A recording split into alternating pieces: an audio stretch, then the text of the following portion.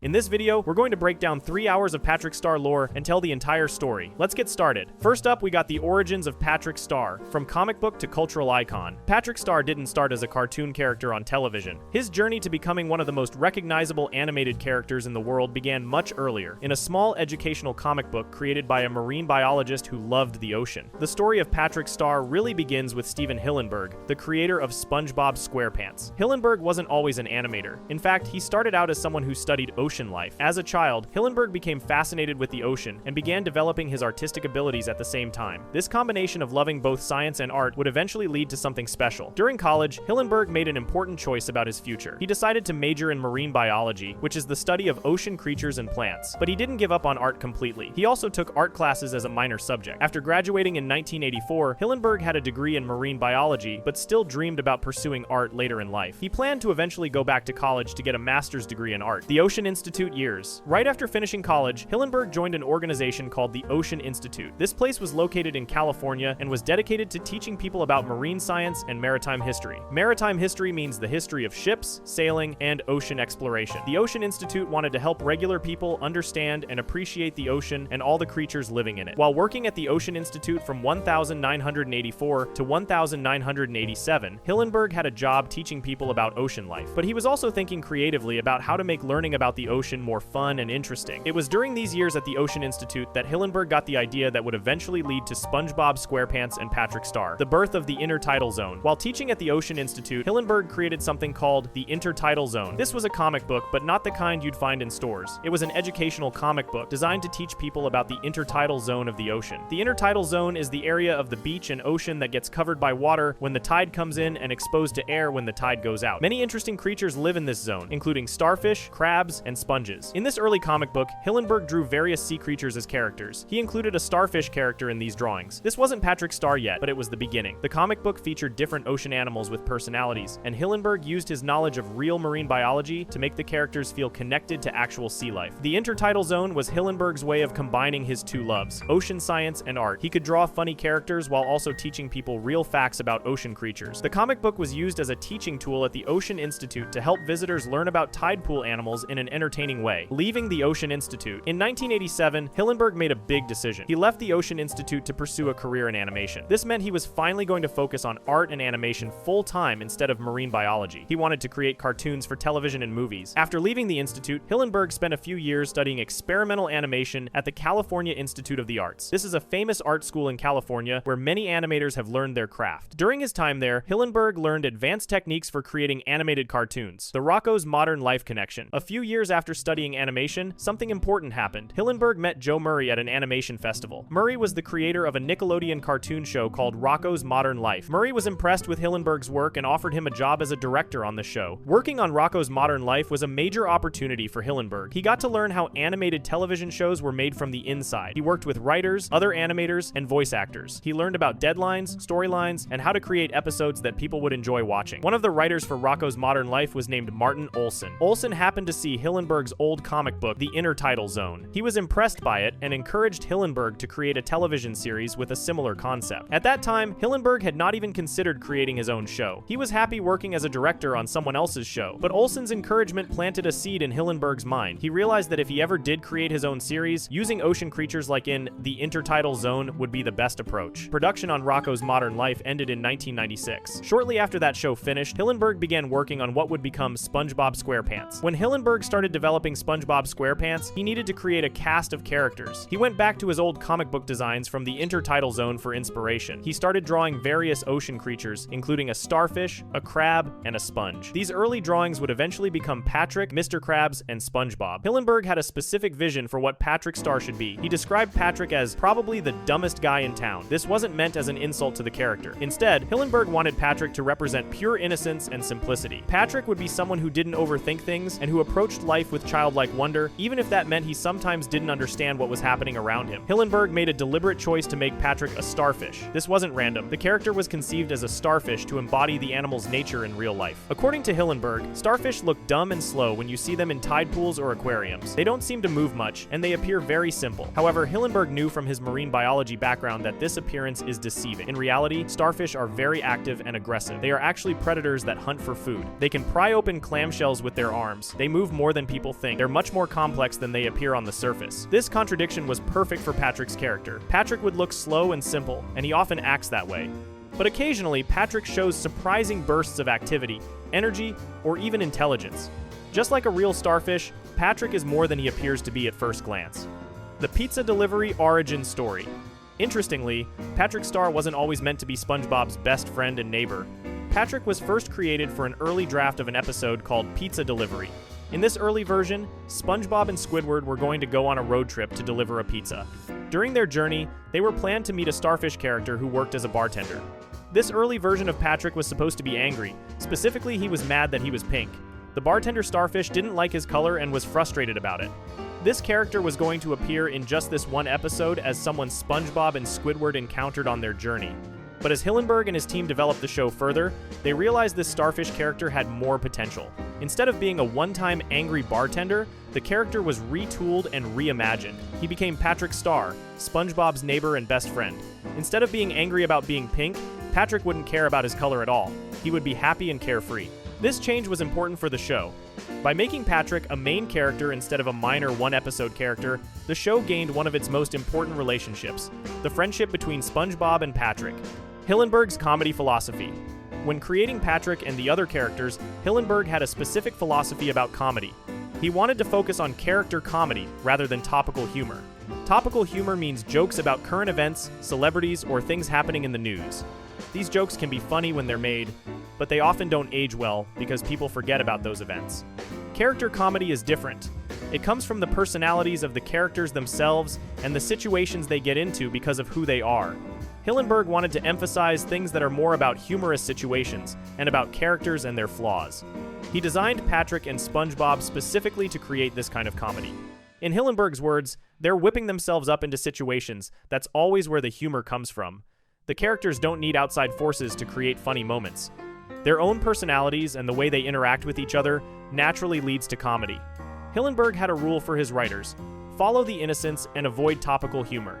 This meant that jokes should come from the innocent, childlike way that SpongeBob and Patrick see the world, not from references to current events or pop culture. Patrick's emotional complexity. While Patrick was designed to be simple and innocent, Hillenburg and his team discovered that the character could have more emotional depth than originally planned. Patrick is usually depicted as having a good temperament and being in a good state of mind. He's happy and carefree most of the time. However, Patrick has been shown in some episodes to have tantrums and emotional outbursts. This was originally written just for one specific episode. In the first season episode called Valentine's Day, SpongeBob and Sandy try to give Patrick a Valentine's Day gift, but things go wrong. Patrick has an emotional breakdown and goes on a rampage. This scene was supposed to be a one-time thing that would never happen again.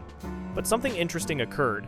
According to Jay Lender, one of the episode writers, when that show came back, it felt so right that his dark side started popping up everywhere. The writers and animators realized that giving Patrick occasional emotional outbursts made him feel more real and more interesting as a character. It showed that even innocent, simple characters have breaking points. Lender explained the philosophy: you can plan ahead all you want, but the characters eventually tell you who they are. This means that even though the creators plan what characters should be like, sometimes the characters develop in unexpected ways as you write more stories about them. Patrick's occasional dark side became an important part of who he is. First appearance and launch. After years of development, SpongeBob SquarePants was finally ready to air on television. Patrick Star made his first appearance in the pilot episode called Help Wanted. This episode aired on Nickelodeon on the 1st of May 1999. In this first episode, viewers met Patrick as SpongeBob's best friend and neighbor. Patrick lived under a rock right next to SpongeBob's pineapple house. From this very first episode, Patrick's personality was clear. He was loyal to SpongeBob, he was simple-minded, and he was always ready for an adventure. The friendship between SpongeBob and Patrick became one of the central relationships of the entire show. The character design. The visual design of Patrick went through refinement during the development process. Patrick is drawn as an overweight, coral pink starfish. He has a round body with 5 arms, like a real starfish. His face is simple, with black eyes and purple eyelids. He typically wears green swimming trunks with purple flowers on them. This simple design makes Patrick instantly recognizable. The simplicity of Patrick's design matches his personality. There's nothing complicated or fancy about how Patrick looks, just like there's nothing complicated or fancy about how he thinks. The design perfectly captures the essence of the character. From comic book to cultural phenomenon, The journey from the intertidal zone comic book to Patrick Star, the television character, took about 15 years. From Hillenburg's early drawings in 1984 to Patrick's first appearance on TV in 1999, the character evolved and developed. What started as an educational drawing of a starfish in a tide pool teaching guide became one of the most beloved animated characters in television history. Patrick Star represents Stephen Hillenburg's successful combination of his two passions, marine biology and art. The character is rooted in real starfish biology, the way real starfish look slow but are actually active, the way they live in tide pools, their five-armed shape. But Patrick is also a purely creative invention, a character with a distinct personality who makes people laugh. The voice brings Patrick to life. While Hillenburg created Patrick's look and personality on paper, the character truly came to life when Bill Fagerbakke was cast as Patrick's voice. In 1997, Hillenburg and Derek Drymon, the show's creative director, were conducting auditions to find voices for all the characters. Fagerbakke auditioned for the role of Patrick after Tom Kenny had already been cast as SpongeBob. Fagerbakke later said that he had no idea how special the show would be. "I was just going in for another audition, and I had no idea what was in store there in terms of the remarkable visual wit and really the kind of endearing childlike humanity in the show. I couldn't pick that up from the audition material at all." Despite not fully understanding what the show would become, Fagerbakke got the job. His deep, somewhat slow voice perfectly matched Patrick's character. The combination of Hillenburg's character design and Fagerbakke's voice performance created the complete Patrick Star that audiences know and love. The legacy of Patrick's origins. Understanding where Patrick came from helps explain why the character works so well. Patrick isn't just a random cartoon character. He's the result of years of thought, experience, and development by someone who deeply understood ocean life. Hillenburg's marine biology knowledge informed every aspect of Patrick, from his species choice to his behavior patterns. The fact that Patrick started in an educational comic book is fitting. SpongeBob SquarePants, while primarily a comedy show, has introduced millions of children to ocean creatures and marine biology concepts. Many kids learned what a starfish is because of Patrick Star. The educational roots of the intertidal zone still show through in the finished product. Patrick's journey from concept to cultural icon shows how powerful good character design can be. By basing Patrick on real marine biology, by giving him a clear personality, and by focusing on character comedy rather than cheap jokes, Hillenburg created something that has lasted for over 25 years and counting. Patrick Star has become part of popular culture, referenced in memes, merchandise, and conversations around the world. From a simple starfish drawing in an educational comic book to one of the most recognizable cartoon characters ever created, Patrick's origins reveal the care, knowledge, and creativity that went into making SpongeBob SquarePants the phenomenon it became. Before we move on, make sure to subscribe if you're enjoying this breakdown. Moving on, we have Bill Fagerbakke, the voice behind the pink starfish. Bill Fagerbakke, the voice behind the pink starfish. When you hear Patrick Star's voice on SpongeBob SquarePants, you're hearing Bill Fagerbakke. But the journey from a small town in Idaho to becoming the voice of one of television's most famous cartoon characters is a story full of unexpected turns, hard work, and a little bit of luck. Early life in California and Idaho. Bill Fagerbakke was born on the 4th of October 1957 in Fontana, California. Fontana is a city in Southern California, not too far from Los Angeles.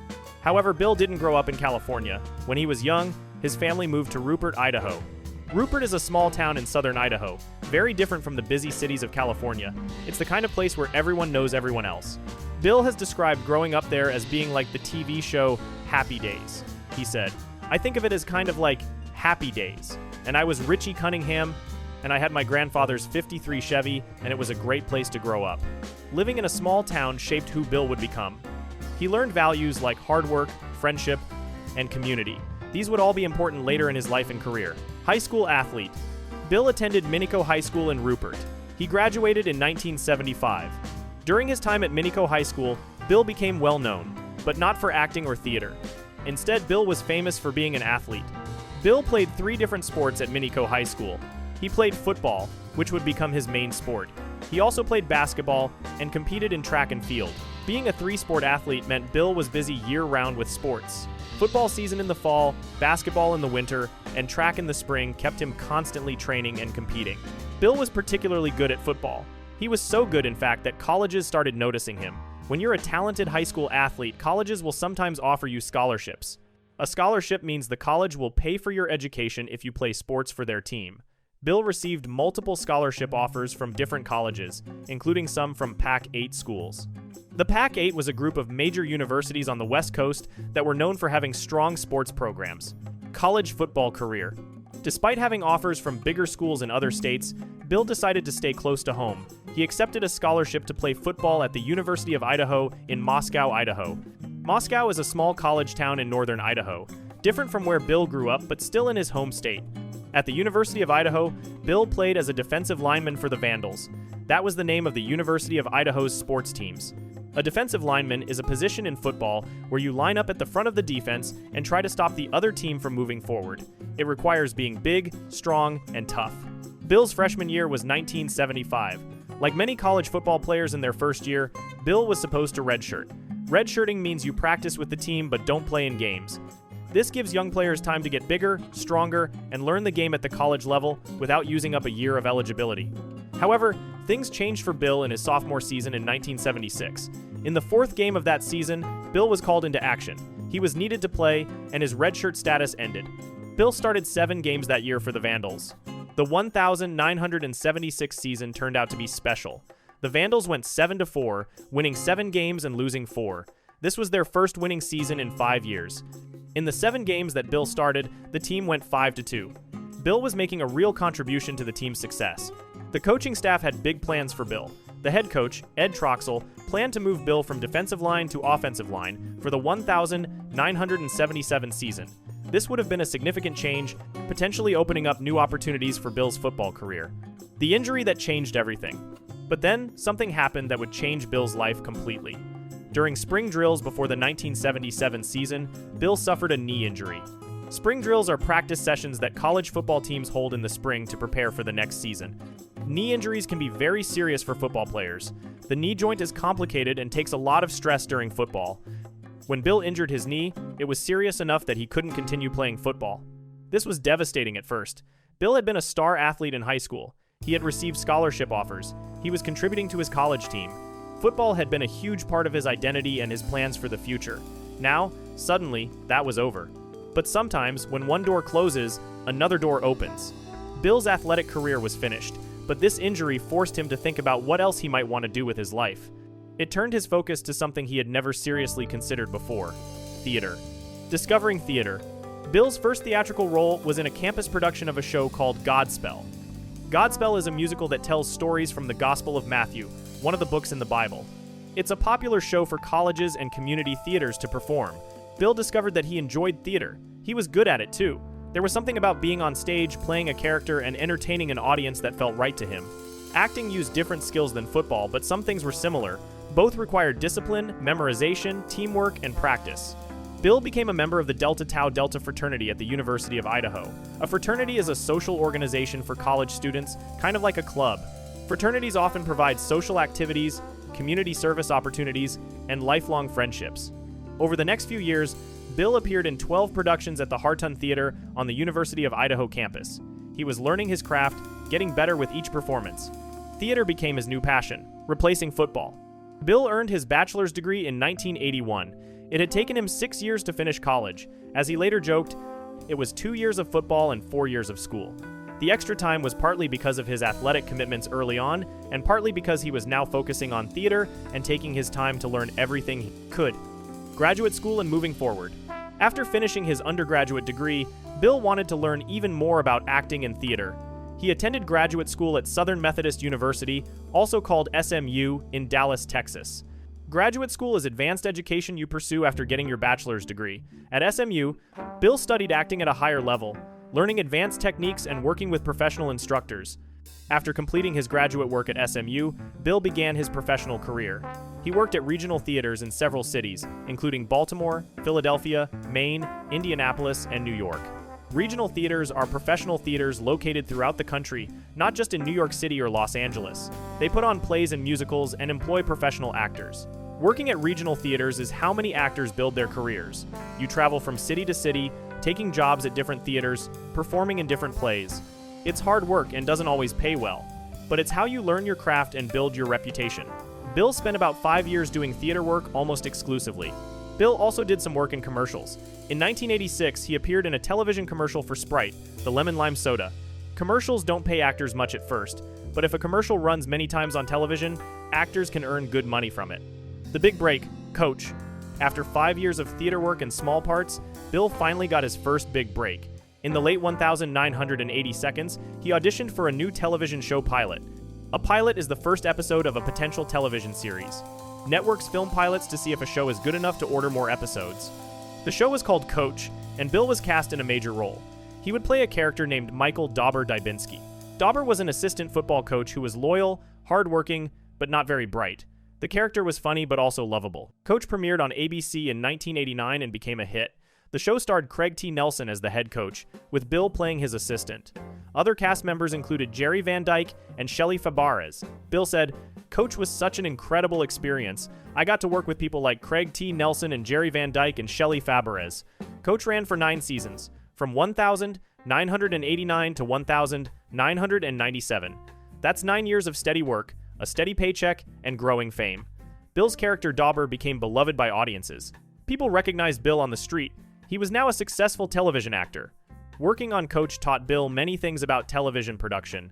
He learned how sitcoms were made, how to work with a regular cast, how to deliver jokes with good timing, and how to make a character funny but also human and real. During his years on Coach, Bill also appeared in several movies and other TV shows. He had a role in the 1988 movie Funny Farm starring Chevy Chase. He appeared in the 1994 miniseries The Stand, based on the Stephen King novel, playing a character named Tom Cullen, who was mentally disabled. These roles showed Bill's range as an actor. Moving into voice acting, while Bill was working on Coach, he also started getting opportunities in voice acting. Voice acting is when you provide the voice for an animated character. You don't appear on camera. Instead, you stand in a recording studio and speak into a microphone, bringing an animated character to life with just your voice. One of Bill's most notable early voice acting jobs was playing a character named Broadway on an animated show called Gargoyles. Gargoyles aired on Fox from 1994 to 1996. Broadway was a large, heavyset gargoyle who loved food and movies. The character had some similarities to Dauber from Coach. Both were big guys who weren't always the smartest, but had good hearts. Bill also had lead voice roles on animated versions of Dumb and Dumber and Beethoven. These were cartoons based on popular movies. Voice acting was different from on-camera acting, but Bill discovered he was good at it. His deep, distinctive voice was perfect for animated characters. He could create different voices and personalities just by changing how he spoke. The SpongeBob audition. In 1997, Coach was ending its 9-season run. Bill was wondering what would come next in his career. That same year, he got a call about an audition for a new animated show that Nickelodeon was developing. The show was called SpongeBob SquarePants, and it was created by a man named Steven Hillenburg. Hillenburg was a marine biologist turned animator who had previously worked on Rocko's Modern Life, another Nickelodeon cartoon. Hillenburg and Derek Drymon, the show's creative director, were conducting auditions to find voices for all the characters. The role Bill was auditioning for was Patrick Star, a starfish who would be SpongeBob's best friend. Tom Kenny had already been cast as SpongeBob, and now they needed to find Patrick. Bill went to the audition without high expectations. He later said, "Steve is such a lovely guy, and I had absolutely no feeling for the material whatsoever." He didn't mean this in a negative way. He simply meant that when you just read audition pages on paper, without seeing the animation or understanding the full vision, it's hard to know what the show will really be like. Bill described his experience. "I was just going in for another audition, and I had no idea what was in store there in terms of the remarkable visual wit and really the kind of endearing childlike humanity in the show. I couldn't pick that up from the audition material at all. I was just kind of perfunctorily trying to give the guy what he wanted." Perfunctorily means doing something without much enthusiasm, just going through the motions. Bill thought it was just another voice acting audition, one of many he had done before. But Bill got the job. Hillenburg and Drymon heard something in Bill's voice that was perfect for Patrick. Bill's deep voice could sound dumb but also innocent and lovable. It was exactly what they were looking for. Recording the pilot. The pilot episode for SpongeBob SquarePants was recorded in 1997. Bill later described his experience. "I took my $600 and went home, and a year later, I got the pilot in the mail on a VHS tape, so that would have been 98, and so I go, oh, I forgot about this." This shows how little Bill expected from the project at first. He did the work, got paid, and forgot about it. That's normal in the entertainment industry. Actors do many projects, and most don't turn into anything big. Pilots get made but never become series. Shows get made but get canceled quickly. But when Bill finally watched the pilot on VHS tape a year later, he realized this was something special. The visual style was unique. The humor was clever and funny in ways that worked for both kids and adults. The characters had personality and heart. Bill realized he was part of something that could be successful. SpongeBob premieres. SpongeBob SquarePants premiered on Nickelodeon on the 1st of May 1999. The show was an immediate hit with audiences. Kids loved it, parents found they enjoyed watching it too.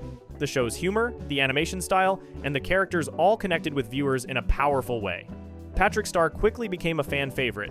Bill's voice performance was a huge part of why the character worked so well. Patrick needed to sound genuinely dumb, not mean or sarcastic. He needed to sound innocent and childlike. Bill's warm, deep voice achieved this perfectly. The cast of SpongeBob SquarePants records together as a group, which is unusual for animated shows. Often, voice actors record their lines separately and never interact. But for SpongeBob, the main cast gathers in the recording studio together. Bill has said this improves his performance because there is something remarkable that happens when people are working together that is unique to that, bringing Patrick to life. Bill put thought into how Patrick should sound. When Patrick is angry, Bill modeled his performance after American actress Shelley Winters. Winters was known for playing emotional, sometimes over-the-top characters, and Bill borrowed from her style for Patrick's occasional tantrums. Writer Jay Lender worked with Bill in the recording studio and was impressed by his professionalism.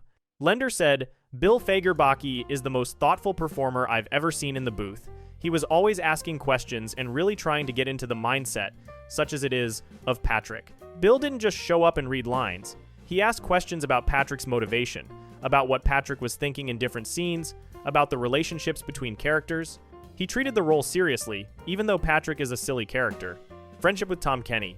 One of the most important relationships in Bill's professional life became his friendship with Tom Kenny, the voice of SpongeBob. The two actors have now worked together for over 25 years. Bill has described Tom as extraordinary.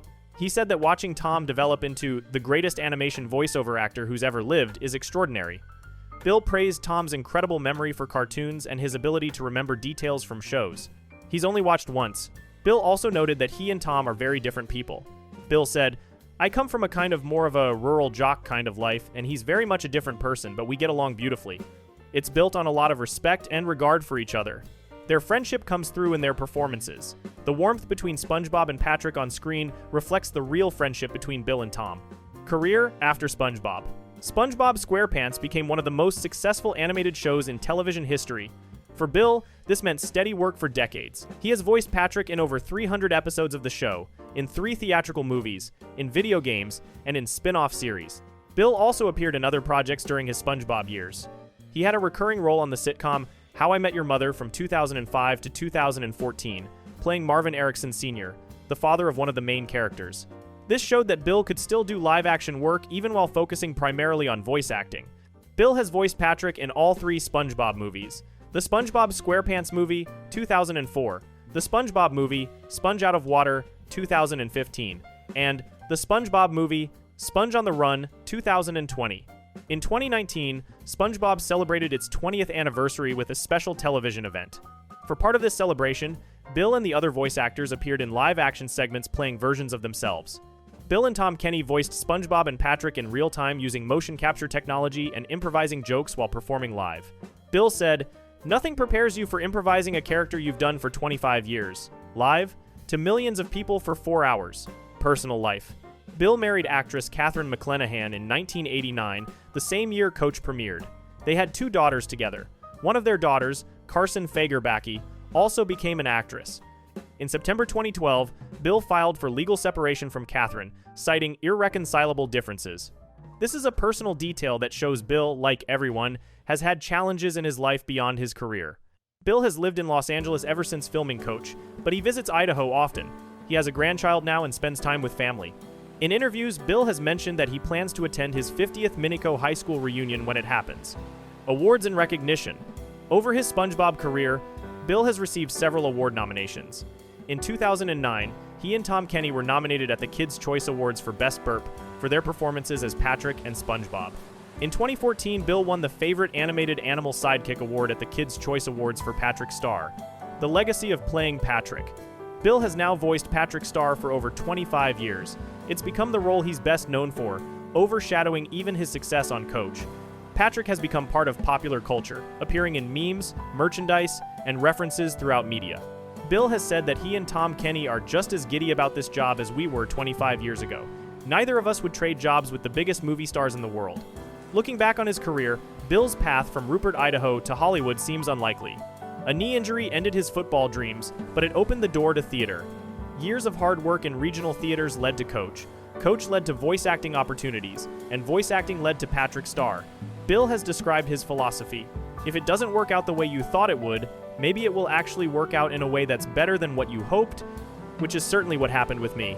From defensive lineman to dauber to Patrick Star, Bill Fagerbakke's journey shows that sometimes life's biggest disappointments can lead to unexpected success. Before we move on, make sure to subscribe if you're enjoying this breakdown. Moving on to the Rock at 120 Conch Street, Patrick's unique home.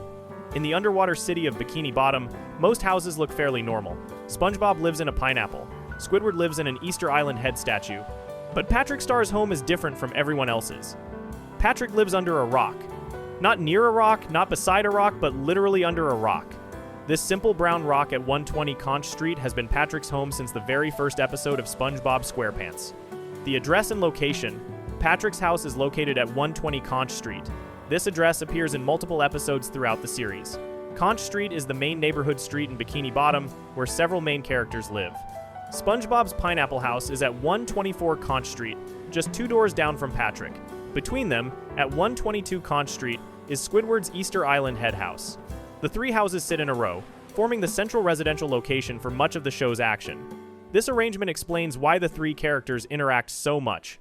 They're neighbors who live right next to each other. The location is in a suburban area of Bikini Bottom, with other houses visible in the background. What the rock looks like. Patrick's house is a large, semi-spherical brown rock. The color varies slightly between episodes. Sometimes it appears pinkish brown, other times it's a darker brown. The rock is quite large, much bigger than Patrick himself when he's standing outside it. On top of the rock sits a tan, arrow-shaped weather vane made of bamboo.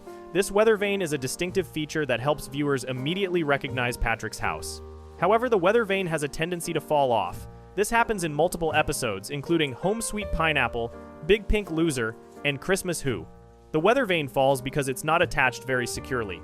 The rock has a very important feature: hinges. Like a door, the entire rock can open and close on hinges. When Patrick wants to enter or exit his home, he lifts the rock up like opening a lid. Patrick often dramatically lifts his entire house to make an entrance or exit. How Patrick enters and exits.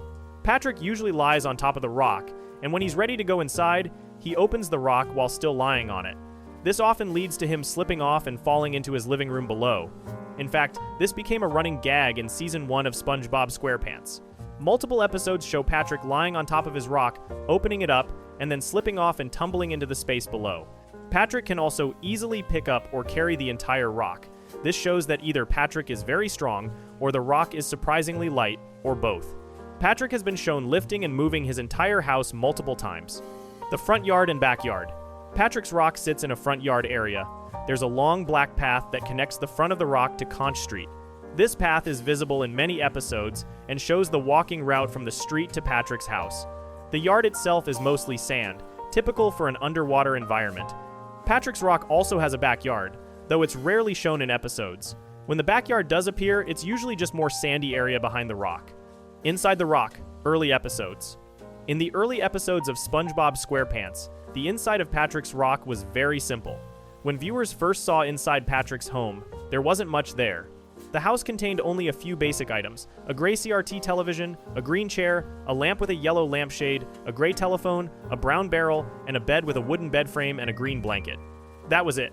Patrick didn't have a kitchen, a bathroom, or most of the things you'd expect in a house. He had the bare minimum to survive: something to sit on, something to sleep in, and a TV to watch.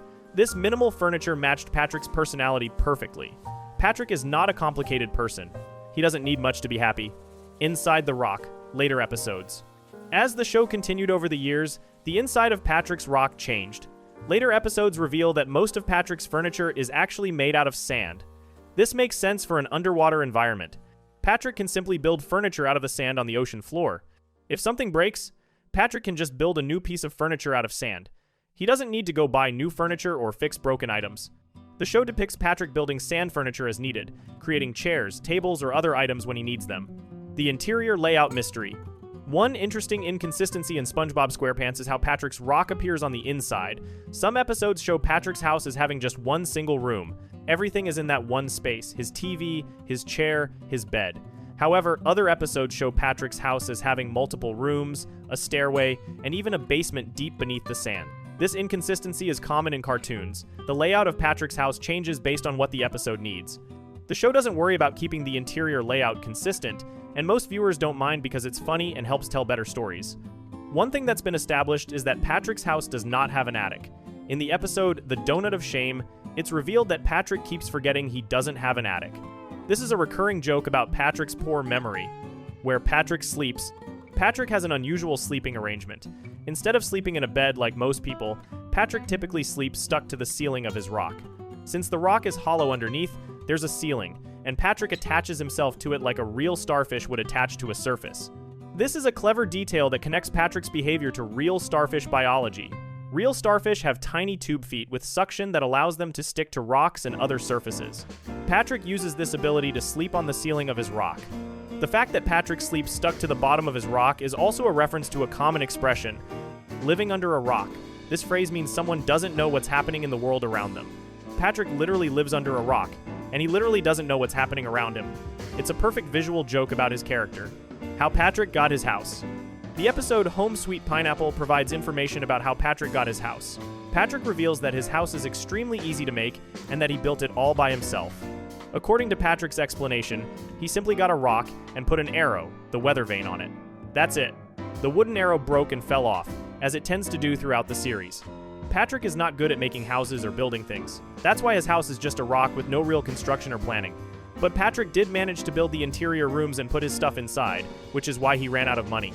Another important detail revealed in the show is that Patrick's parents kicked him out and got rid of him, forcing him to make his own house. The show hints that Patrick might have made his parents too angry with his behavior. Patrick never went back to live with his parents, instead making his home under the rock. The shocking truth, Tony the Turtle's shell. For over 20 years and hundreds of episodes, everyone believed Patrick's house was just a rock. But in season 12, in an episode called Shell Games that aired on the 7th of March 2020, the show revealed a shocking truth. Patrick's rock isn't a rock at all. It's actually the shell of a sea turtle named Tony. The episode Shell Games begins with Tony waking up from a very long sleep. Tony is a sea turtle who fell asleep 30 years ago. While he was sleeping, his shell slowly became covered in dirt, crud, and other debris from the ocean floor. Over the decades, so much dirt accumulated on his shell that it began to look exactly like a rock. Tony wakes up one morning not realizing how much time has passed. His alarm clock goes off, and he says, "Oh man, what time is it? I think I overslept." He scratches himself and realizes he's supposed to meet Lady Turtle friends at the beach. Tony goes through his morning routine inside his shell. He tries to lift weights, eats breakfast from a can containing bacon, orange juice, eggs, and cereal all mixed together, and brushes his teeth. When he looks in the mirror, his ugly face cracks the mirror. When Tony tries to leave, he struggles to open his shell from the inside, saying, "Aw, come on, what's the deal?" Finally, Tony pops out of his shell.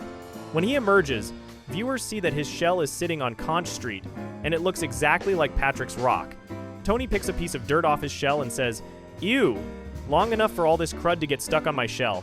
He smells the dirt. "Oh, nasty." Then shakes it off and puts on sunglasses. Let's get this show on the road. This means that for 30 years, Tony was asleep inside his shell while it sat on Conch Street. During that time, dirt covered his shell until it looked like a rock. Patrick moved in on top of the shell, not knowing there was a turtle sleeping inside it. The fight for the home. When Tony starts walking away with his shell, Patrick is on top of it doing his morning routine. Patrick doesn't realize the rock is moving. He's brushing his teeth while walking on top of the shell as Tony carries it down the street. Squidward sees what he thinks is Patrick's house leaving. He gets excited, thinking Patrick is moving away. He shouts with a party hat and confetti, "Well, there goes the neighborhood. For the better, so long, you big pink loser!" Patrick eventually realizes his rock is moving. He runs after Tony and brings the shell back to Conch Street, saying, "Hey, where are you going, Rock? I don't want to move. I really live next to my best friend Squidward. And that little yellow guy?" Tony is confused about how he got back. Patrick climbs on top and continues trying to eat a walnut, using a jackhammer and even a bomb. Tony finally notices Patrick and says, "Huh? Oh, what do you think you're doing, you moss parasite?" He throws the bomb away, and it accidentally explodes in Squidward's house. Tony tries to explain, "Hey, the name is Tony, not Rock, and I think it's time for you to vamoose." Patrick doesn't understand vamoose. He imagines a van with moose fur and antlers, a van moose. Tony laughs and says, "You're a few pickles short of a jar, ain't you, kid? I'll make it simple." He knocks on his shell. "This is my shell." I live here, you don't, so beat it? Patrick refuses to believe him. Oh no, you can't fool me. This is my rock, and I'm not leaving. Patrick pulls out glue and glues himself to Tony's shell. Tony gives up and says, all right, you daba-dose, stay up there if you want. I've got places to be. Tony's day out. Tony continues with his plans, taking his shell with Patrick glued to it to various locations. First, they go to Mel's man's salon. Mel is happy to see Tony but confused. Your appointment was 30 years ago. Tony is shocked. 30 years? Oh, hey, I never was a morning person. After getting his shave, Tony asks Mel to take a little off the top of his shell, meaning Patrick. Mel tries spraying, combing, and shaving Patrick, but Patrick's head just grows back. Patrick laughs. That tickles! Next, Tony takes Patrick to the Bikini Bottom bathhouse. Patrick protests, no, I don't want a bath. I already had one this year. Ew. In the steam room, Tony relaxes. I tell you, kid, this is the one wonders for my back. I must have slept on a rock for the last 30 years. Patrick starts sweating heavily. When he says he's thirsty, a waiter brings him a straw to drink his own sweat from his shorts. Patrick drinks it and returns to normal. The beach and the fight. Tony arrives at Goo Lagoon, where the lady turtles are annoyed he's 30 years late. But they're charmed by Patrick instead of Tony, feeding him cookies and calling him a pet parasite. Tony gets frustrated and pops out of his shell in his underwear. The lady turtles laugh at him. He goes back inside and finds Patrick cooking eggs on Tony's vinyl records, melting them. Patrick says, oh, hey, Tony. Check out all this cool stuff I didn't know I had in this attic. I didn't know was here. Tony is furious. Buttagots, this ain't your attic and that ain't your stuff. Patrick continues destroying Tony's possessions, melting records, breaking the stereo, tearing posters for bands called Leonard Squidward and Fish. Tony finally shouts, get out of my shell. Patrick shouts back, get out of my rock. They start fighting. The lady turtles watch, entertained. One bets money on Patrick. I've got a $5 on the parasite. The destruction and resolution. The fight causes chaos. They crash through the volleyball net, knock down Larry's lifeguard tower, roll through town, flatten a pedestrian, get tangled in playground swings, and crash through the Krusty Krab. SpongeBob runs after them. Hey, you forgot your to-go order. Patrick grabs the bag. Thank you, before continuing. Finally, they crash into a large rock, and the shell breaks into pieces. Tony, my shell, Patrick, my rock. Together, our home, both start sobbing. The lady turtles show no sympathy. Yeesh, couple of babies over here. They leave in the van Moose. The actual van with Moose features Patrick imagined earlier. Patrick apologizes. Oh, Tony, I'm so sorry. Tony, I'm sorry too, kid. Patrick, if we hadn't been fighting, we'd both still have a home. Then Patrick has an idea. Hey, wait a minute. I know another rock we could share. Tony, really? Hey, maybe you ain't so brainless after all. The new living situation. The episode ends with Patrick wearing sunglasses and sipping soda underneath a blue rock. Tony walks by, humming happily, and passes the lady turtles. Hey ladies, check out my new shell. Both turtles, ooh, looking sharp, Tony. The camera reveals the blue rock is actually Squidward's house. Tony has taken Squidward's Easter Island head as his new shell, with Patrick living on top. Squidward approaches with groceries and sees his house is missing. He stammers in shock. My house, come back! He chases after Tony, who's walking away with Squidward's house on his back. What this means. The Shell Games episode revelation changes how we understand Patrick's living situation. For over 250 episodes, Patrick's rock was just a rock.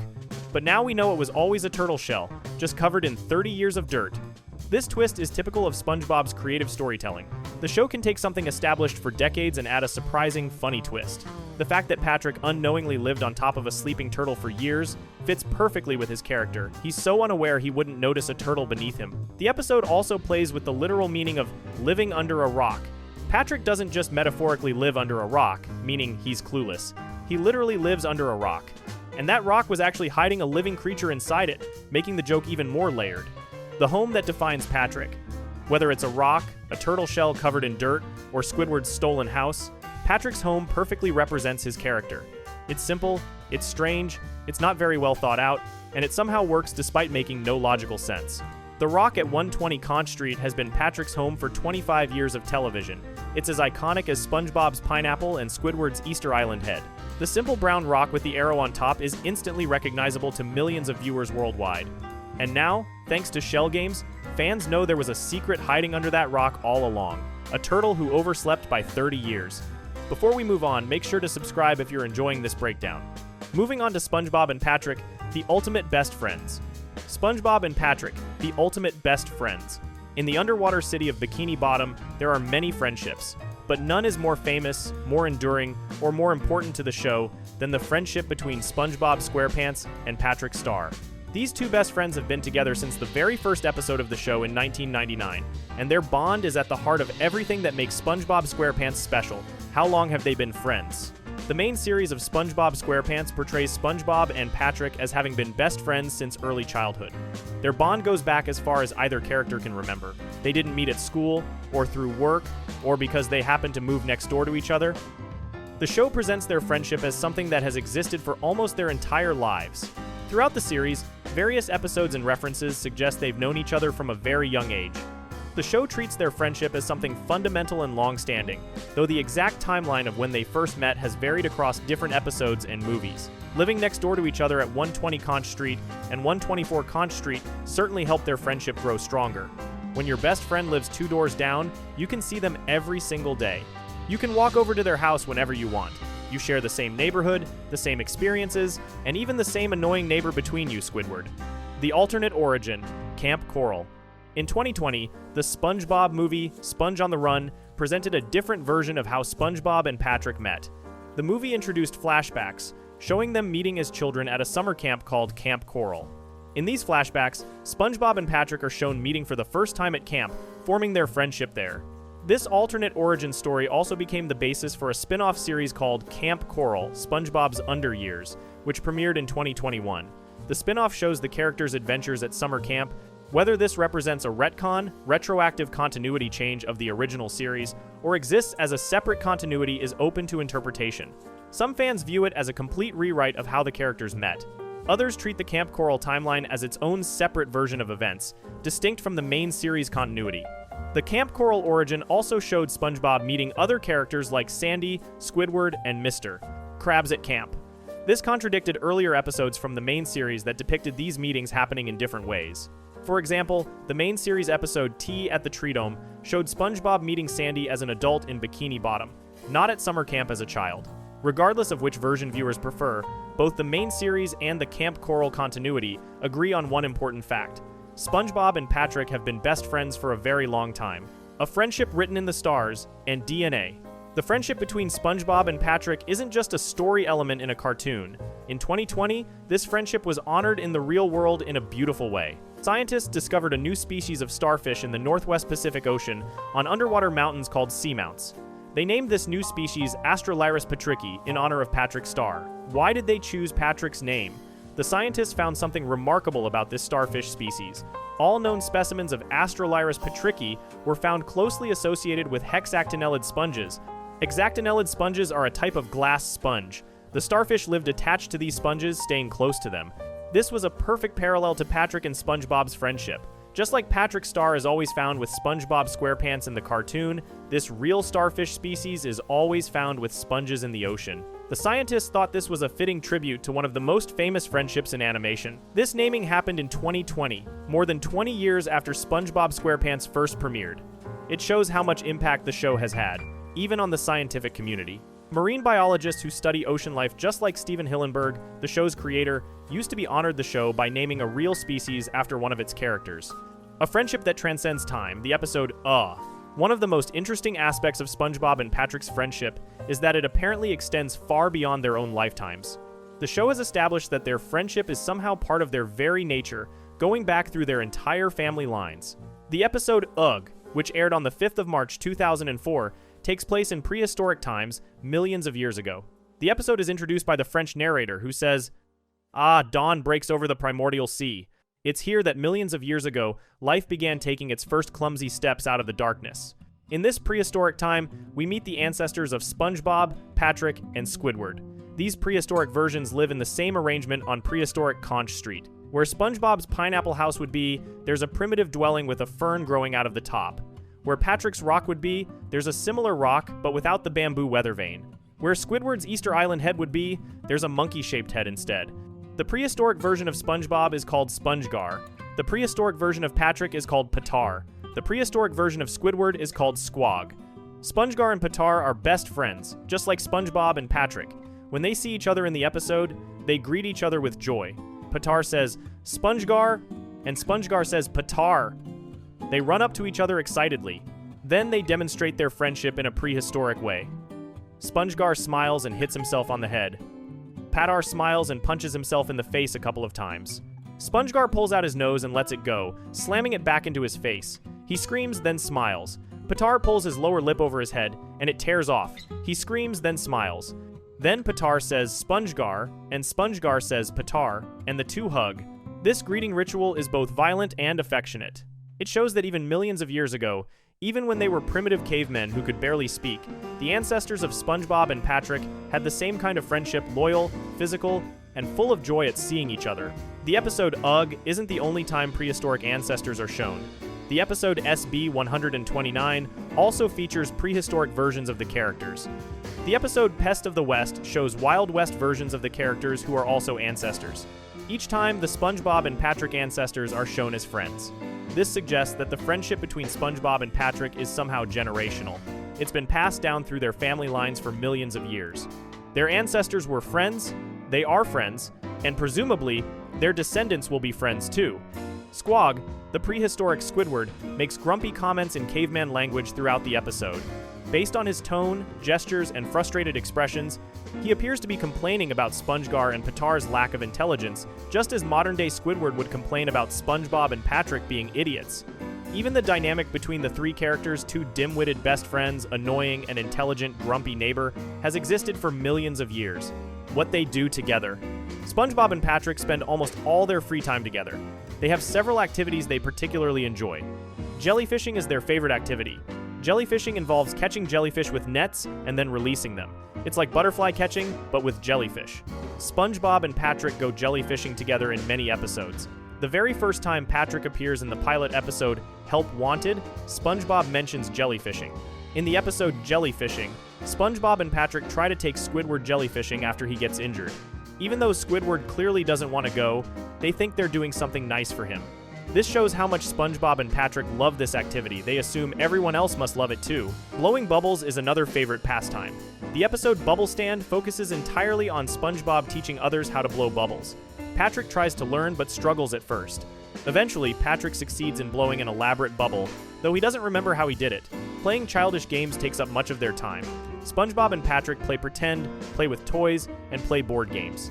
The episode Toy Store of Doom shows them getting locked in a toy store overnight, which they initially see as a dream come true. The episode A Friendly Game shows them creating an elaborate miniature golf course in SpongeBob's living room. These activities show that SpongeBob and Patrick have a very childlike friendship. They don't do adult things together like discussing politics or watching sports. They do the same kinds of things that young children do: catching bugs, blowing bubbles, playing make-believe. This is part of what makes their friendship so pure and appealing to viewers: how they treat each other. Most of the time, SpongeBob and Patrick are incredibly loyal to each other. They defend each other, they help each other, and they genuinely care about each other's well-being. In the SpongeBob SquarePants movie, 2004, Patrick accompanies SpongeBob on a dangerous journey to Shell City to retrieve King Neptune's crown and save Mr. Krabs. Patrick didn't have to go. He could have stayed safely at home in Bikini Bottom, but he went with SpongeBob because that's what best friends do. At the end of the movie, when they think they're going to die, they hold hands and sing together. They face death as best friends, together. In the SpongeBob movie, Sponge on the Run, 2020, when Gary is snail-napped and taken to Atlantic City, Patrick once again goes with SpongeBob on the rescue mission. Patrick doesn't even like Gary very much in some episodes, but he goes anyway because SpongeBob needs him. SpongeBob shows great loyalty to Patrick as well. Even though Patrick can be very dumb and cause problems, SpongeBob almost never gives up on their friendship. He patiently explains things to Patrick. He includes Patrick in his activities. He values Patrick's opinions, even when those opinions don't make any sense. However, the friendship isn't perfect. There are episodes where SpongeBob and Patrick fight or hurt each other's feelings. When the friendship breaks down. Throughout the series, there are several episodes where SpongeBob and Patrick's friendship is tested or temporarily broken. Naughty Nautical Neighbors is an early episode where Squidward tricks SpongeBob and Patrick into thinking they're insulting each other. The two stop being friends and start competing for Squidward's friendship instead. By the end of the episode, they realize what happened and become friends again. Nature Pants shows Patrick becoming resentful when SpongeBob decides to leave civilization and live with the jellyfish. Patrick even chases SpongeBob with a net, threatening to make him into a trophy. He gives up on this plan when SpongeBob returns home. Dumped is one of the more painful friendship episodes. Gary the snail starts following Patrick instead of SpongeBob. SpongeBob becomes deeply depressed, thinking his pet has abandoned him. Patrick refuses to give Gary back for most of the episode, showing no empathy for SpongeBob's sadness. At the end, it's revealed Gary was only following Patrick because Patrick had a cookie in his pocket. The Fry Cook Games shows SpongeBob and Patrick competing against each other in cooking games. They become enemies, fighting and insulting each other. However, during their final wrestling match, their pants fall off, revealing that SpongeBob has been wearing pink underwear and Patrick has been wearing yellow underwear. They realize they still care about each other and walk away together as friends. The secret box shows Patrick with a secret box that brings him great joy. He refuses to let SpongeBob see what's inside, which drives SpongeBob crazy with curiosity. SpongeBob spends the episode trying to see inside the box, eventually sneaking into Patrick's house at night to look. When Patrick catches him, Patrick lectures SpongeBob. "You've crossed the line.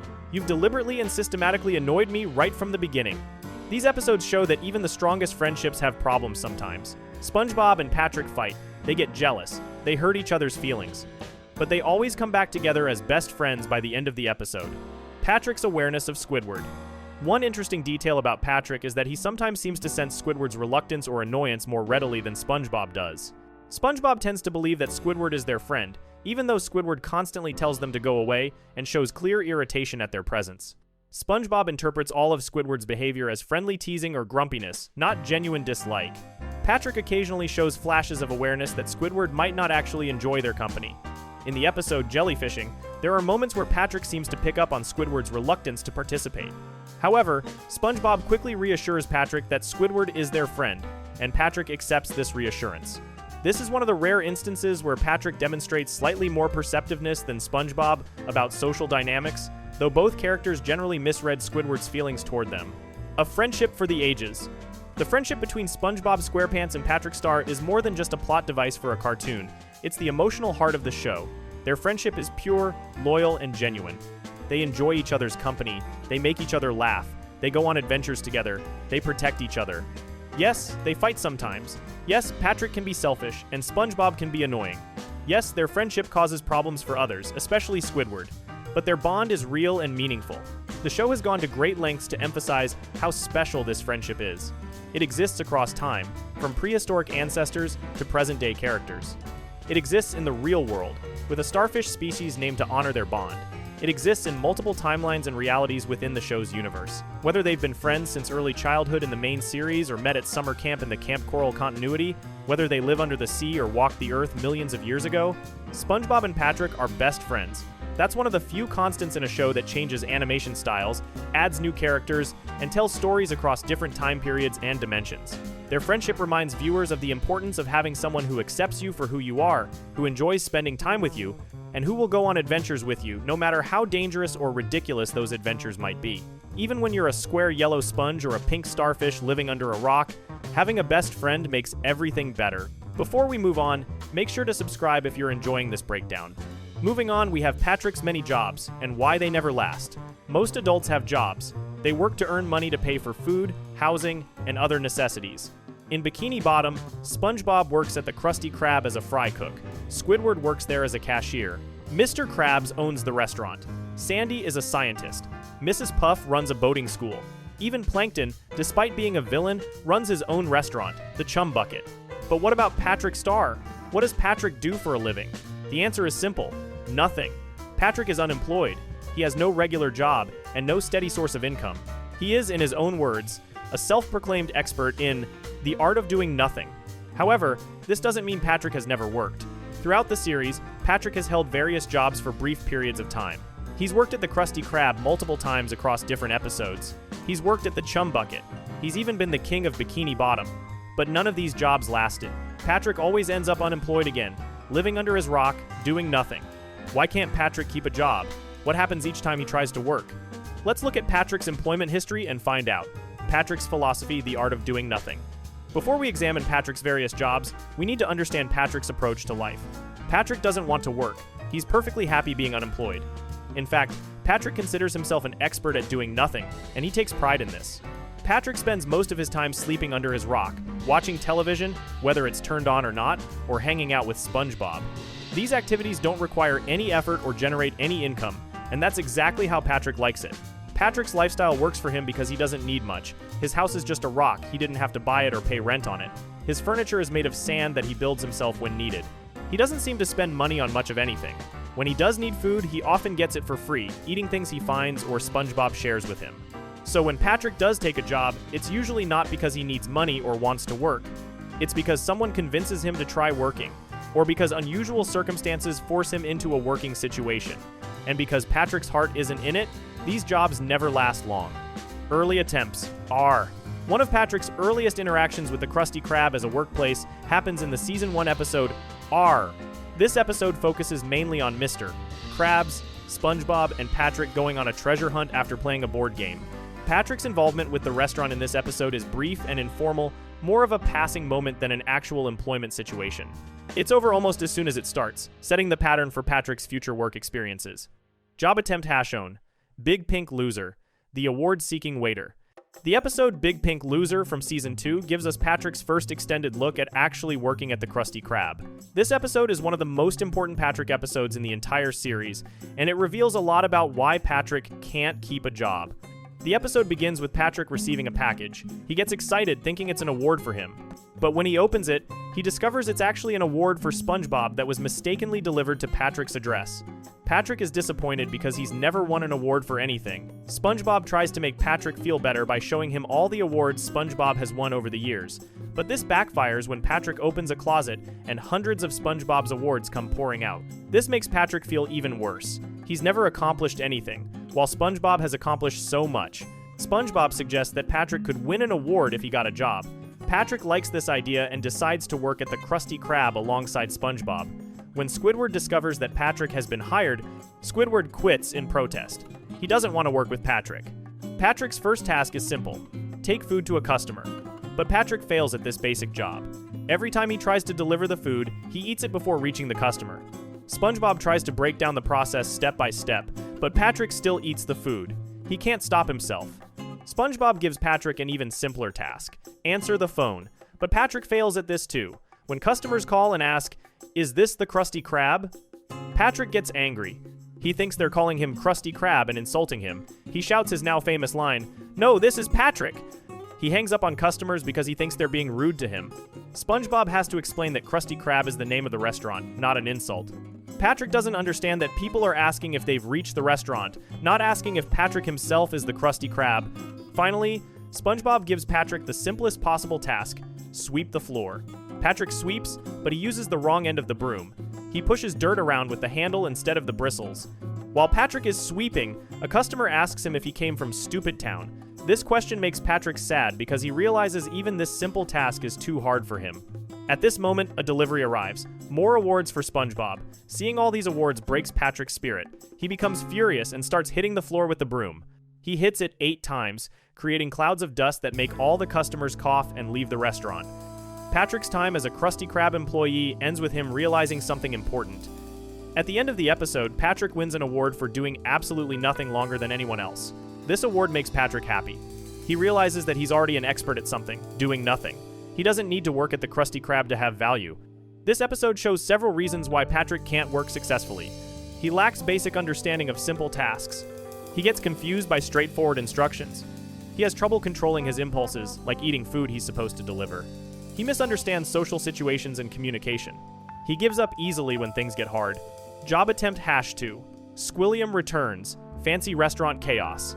In the episode Squilliam Returns from Season 3, Patrick gets roped into helping at the Krusty Krab during an unusual situation. Squidward's wealthy rival Squilliam is coming to the restaurant, and Squidward wants to impress him. Squidward takes over the restaurant temporarily and tries to turn it into a fancy establishment for one night. For this special evening, Squidward assigns various front-of-house duties to create an upscale atmosphere. Patrick is given responsibilities that should seem simple for a fancy restaurant setting. However, even in this one-night situation with presumably straightforward tasks, Patrick contributes to the overall chaos that undermines Squidward's plans. This episode demonstrates that Patrick can't handle even ceremonial or simplified duties that would exist in an upscale dining environment. When the pressure is on and things need to run smoothly, Patrick is part of the problem rather than the solution. Job attempt #3. That's No Lady. Patrick as Patricia. The episode That's No Lady from Season 4 features one of Patrick's most unusual employment situations. In this episode, Patrick becomes convinced that he needs to leave Bikini Bottom. To disguise himself, Patrick dresses as a woman and calls himself Patricia. While disguised as Patricia, Patrick gets a job as a waitress at the Krusty Krab. Mr. Krabs hires Patricia without realizing it's Patrick in disguise. As a waitress, Patrick, as Patricia, serves customers at the restaurant. The episode focuses more on the comedy of Patrick's disguise than on his actual work performance. However, the fact that Patrick gets hired as Patricia, but presumably wouldn't get hired as himself, suggests that Mr. Krabs wouldn't normally employ Patrick. Only when Patrick is pretending to be someone else can he get hired. This episode shows that Patrick's reputation as an incompetent worker precedes him. Everyone in Bikini Bottom knows Patrick can't hold a job, so he has to disguise himself to get employed. Job attempt #4. Bummer Vacation, filling in at the grill. In Bummer Vacation from Season 4, Patrick works at the Krusty Krab under unique circumstances. In this episode, Mr. Krabs forces SpongeBob to take a vacation because SpongeBob has never used any of his vacation days, and there's a legal requirement that he must. SpongeBob doesn't want to go on vacation. He loves working at the Krusty Krab and can't stand being away from his job. While SpongeBob is forced to stay away from work, Patrick fills in at the grill, taking over SpongeBob's fry cook position temporarily. The episode shows SpongeBob becoming increasingly anxious about being away from work. He keeps sneaking back to the Krusty Krab to watch Patrick work. SpongeBob worries that Patrick won't do the job correctly, and his concerns are understandable given Patrick's track record. While the episode focuses mainly on SpongeBob's vacation anxiety rather than Patrick's work performance, the temporary nature of Patrick's employment just filling in until SpongeBob returns reflects the reality that Patrick isn't considered a reliable long-term employee. Job attempt #5. Banned in Bikini Bottom, the secret operation. The episode Banned in Bikini Bottom from Season 5 shows Patrick helping at the Krusty Krab during yet another unusual circumstance. In this episode, the Krusty Krab gets shut down by the Bikini Bottom authorities. Mr. Krabs decides to run the restaurant secretly, operating illegally after hours. To run a secret restaurant, Mr. Krabs needs people he can trust to help with the covert operation. Patrick assists by helping guard the door during the secret, after-hours Krusty Krab. His job is to help control who gets in while the restaurant operates under the radar. This type of role, standing at a door and being physically imposing, is actually something that could suit Patrick's limited skill set. It doesn't require much intelligence, just size and presence. Patrick is large and can be intimidating when needed. However, Patrick's involvement in this operation only lasts for this one episode. Once the Krusty Krab is allowed to operate legally again, there's no need for secret door security anymore. Patrick's role in this situation disappears, along with the circumstances that created it. Job attempt #6. Pat No Pay. Forced labor to pay his tab. The episode Pat No Pay from Season 5 shows Patrick's most recent stint working at the Krusty Krab. In this episode, Patrick has been eating Krabby Patties at the restaurant but hasn't been paying for them. He's run up a huge bill that he can't afford to pay. Mr. Krabs forces Patrick to work at the Krusty Krab to pay off his debt. Patrick has to work until his labor covers the cost of all the Krabby Patties he ate. This isn't really a job, it's more like forced labor to settle an outstanding bill. The episode shows Patrick attempting various positions at the restaurant, trying to find something he can do successfully. But Patrick fails at every task he's assigned. He messes up cooking, serving, cleaning, and every other job. His incompetence actually costs Mr. Krabs more money. At one point, Patrick's failures become so expensive that he ends up owing even more money than when he started. He's supposed to be working off his debt, but his mistakes keep adding to it instead. The episode demonstrates that Patrick is literally incapable of performing basic restaurant work, even when forced to do so and given multiple chances at different positions. His incompetence isn't just about being lazy or unmotivated, he genuinely cannot do these jobs no matter how hard he tries. Working at the Chum Bucket, the Fry Cook Games. Patrick hasn't only worked at the Krusty Krab. He's also had brief involvement with the Chum Bucket, the rival restaurant owned by Plankton. In the episode The Fry Cook Games, Plankton needs a competitor to face SpongeBob in a cooking competition.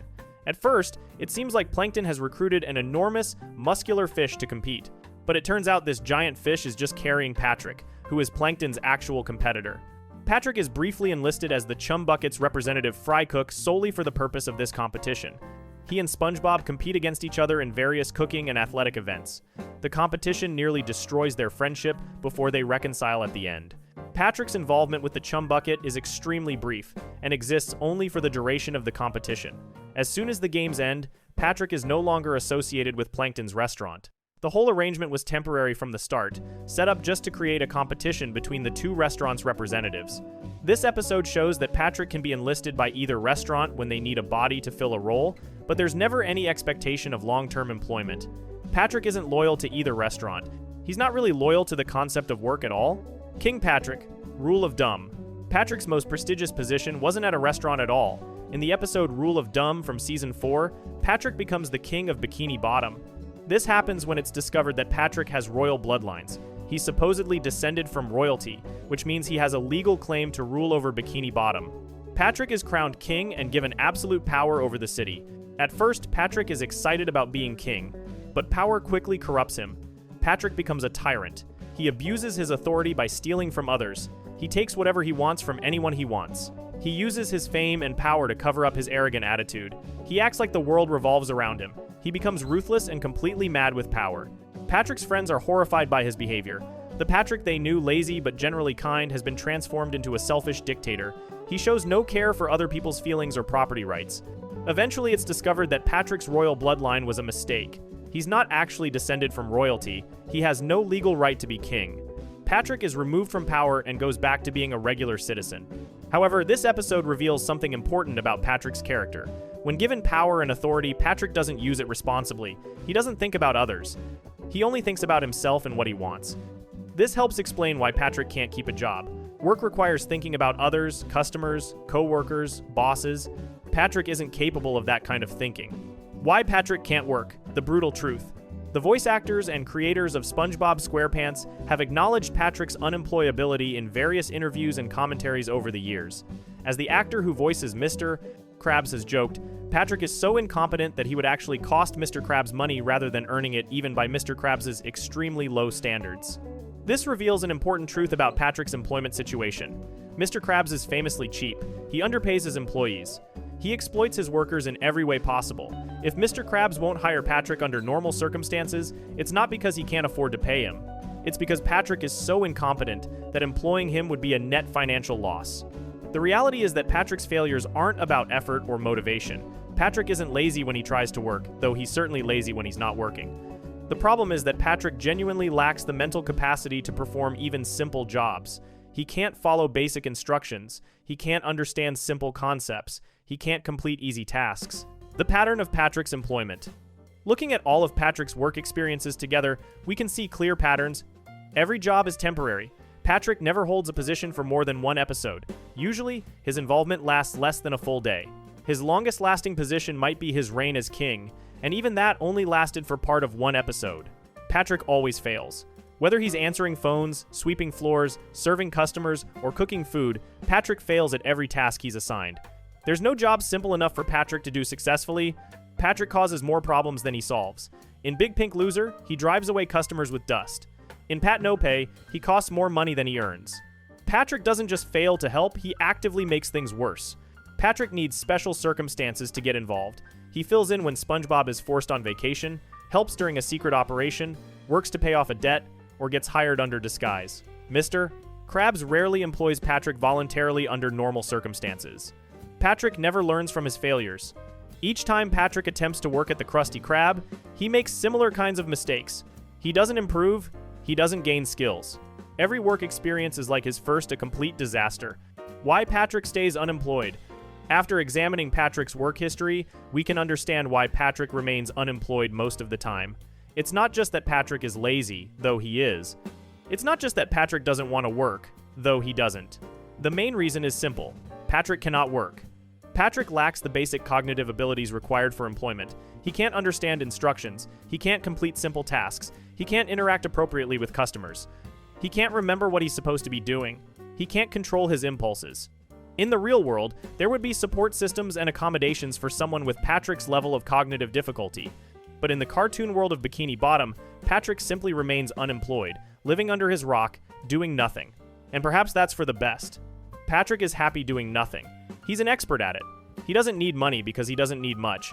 His friendship with SpongeBob, his simple home, and his lazy lifestyle give him everything he wants. Patrick has attempted to work at the Krusty Krab multiple times across different episodes, briefly associated with the Chum Bucket for a competition, and once declared himself king. Every work experience ended in failure or was cut short by circumstances.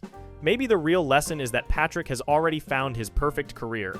Professional unemployed starfish, master of the art of doing nothing. Before we move on, make sure to subscribe if you're enjoying this breakdown. Moving on to Patrick's family, the Star Clan. For many years, SpongeBob SquarePants focused on Patrick as an individual character. We knew he lived under a rock. We knew he was SpongeBob's best friend. We knew he was unemployed and not very smart. But we didn't know much about his family or where he came from. Throughout the main series, Patrick's family was rarely mentioned and even more rarely shown. There were occasional references to his parents or relatives, but they were inconsistent and often contradictory. Different episodes gave different information about Patrick's background, and the show didn't seem too concerned about keeping the details straight. That all changed with the Patrick Star Show. This spin-off series, which premiered on Nickelodeon on the 9th of July 2021, finally gave viewers a detailed look at Patrick's family. The show introduced Patrick's parents, his grandfather, and his adopted sister as main characters. For the first time, we could see where Patrick came from and understand how his family shaped who he is. The Patrick Star Show, a family affair. The Patrick Star Show is a spin-off that takes place in the same universe as SpongeBob SquarePants. The premise is that Patrick hosts his own late-night talk show from inside his rock at 120 Conch Street. His family lives with him in the rock, and they all participate in creating the show. Unlike the main SpongeBob series, where Patrick's rock appears to have just one room or sometimes multiple rooms, depending on the episode, the Patrick Star Show depicts the rock as a full family home with multiple rooms and areas. Patrick's parents, grandfather, and adopted sister all live there together with him. The show was created to explore Patrick's family dynamics and give more depth to his character. After over 20 years of SpongeBob SquarePants, the creators wanted to answer questions about Patrick's background and show viewers what his family life is like. The Patrick Star Show has been successful enough to receive multiple season renewals. In March 2022, Nickelodeon renewed the series for a 26-episode second season. In October 2024, the show was renewed for 2 more seasons, with the 4th season premiering on the 21st of March, 2025. This shows that audiences are interested in learning more about Patrick and his family. Cecil Star, Patrick's father. Cecil Star is Patrick's father. He made his first appearance when the Patrick Star Show premiered in 2021. Cecil is a sage green starfish, a different color from his pink son. This color difference is never explained in the show, but it's common in cartoons for family members to have different colors. Cecil's personality is very similar to Patrick's, with both sharing similar quirks and approaches to life. Cecil works at the Undersea Space Agency, though his outlook on life and his mannerisms mirror his son's carefree and simple-minded nature. The fact that Cecil is so similar to Patrick helps explain where Patrick got many of his personality traits. Patrick didn't develop his distinctive way of thinking in isolation, he learned it from watching his father. When viewers see Cecil's behavior and thought processes, they can understand why Patrick acts the way he does. Despite any similarities to Patrick's scatterbrained nature, Cecil appears to be a loving father. He lives with his family in the rock and participates in Patrick's talk show.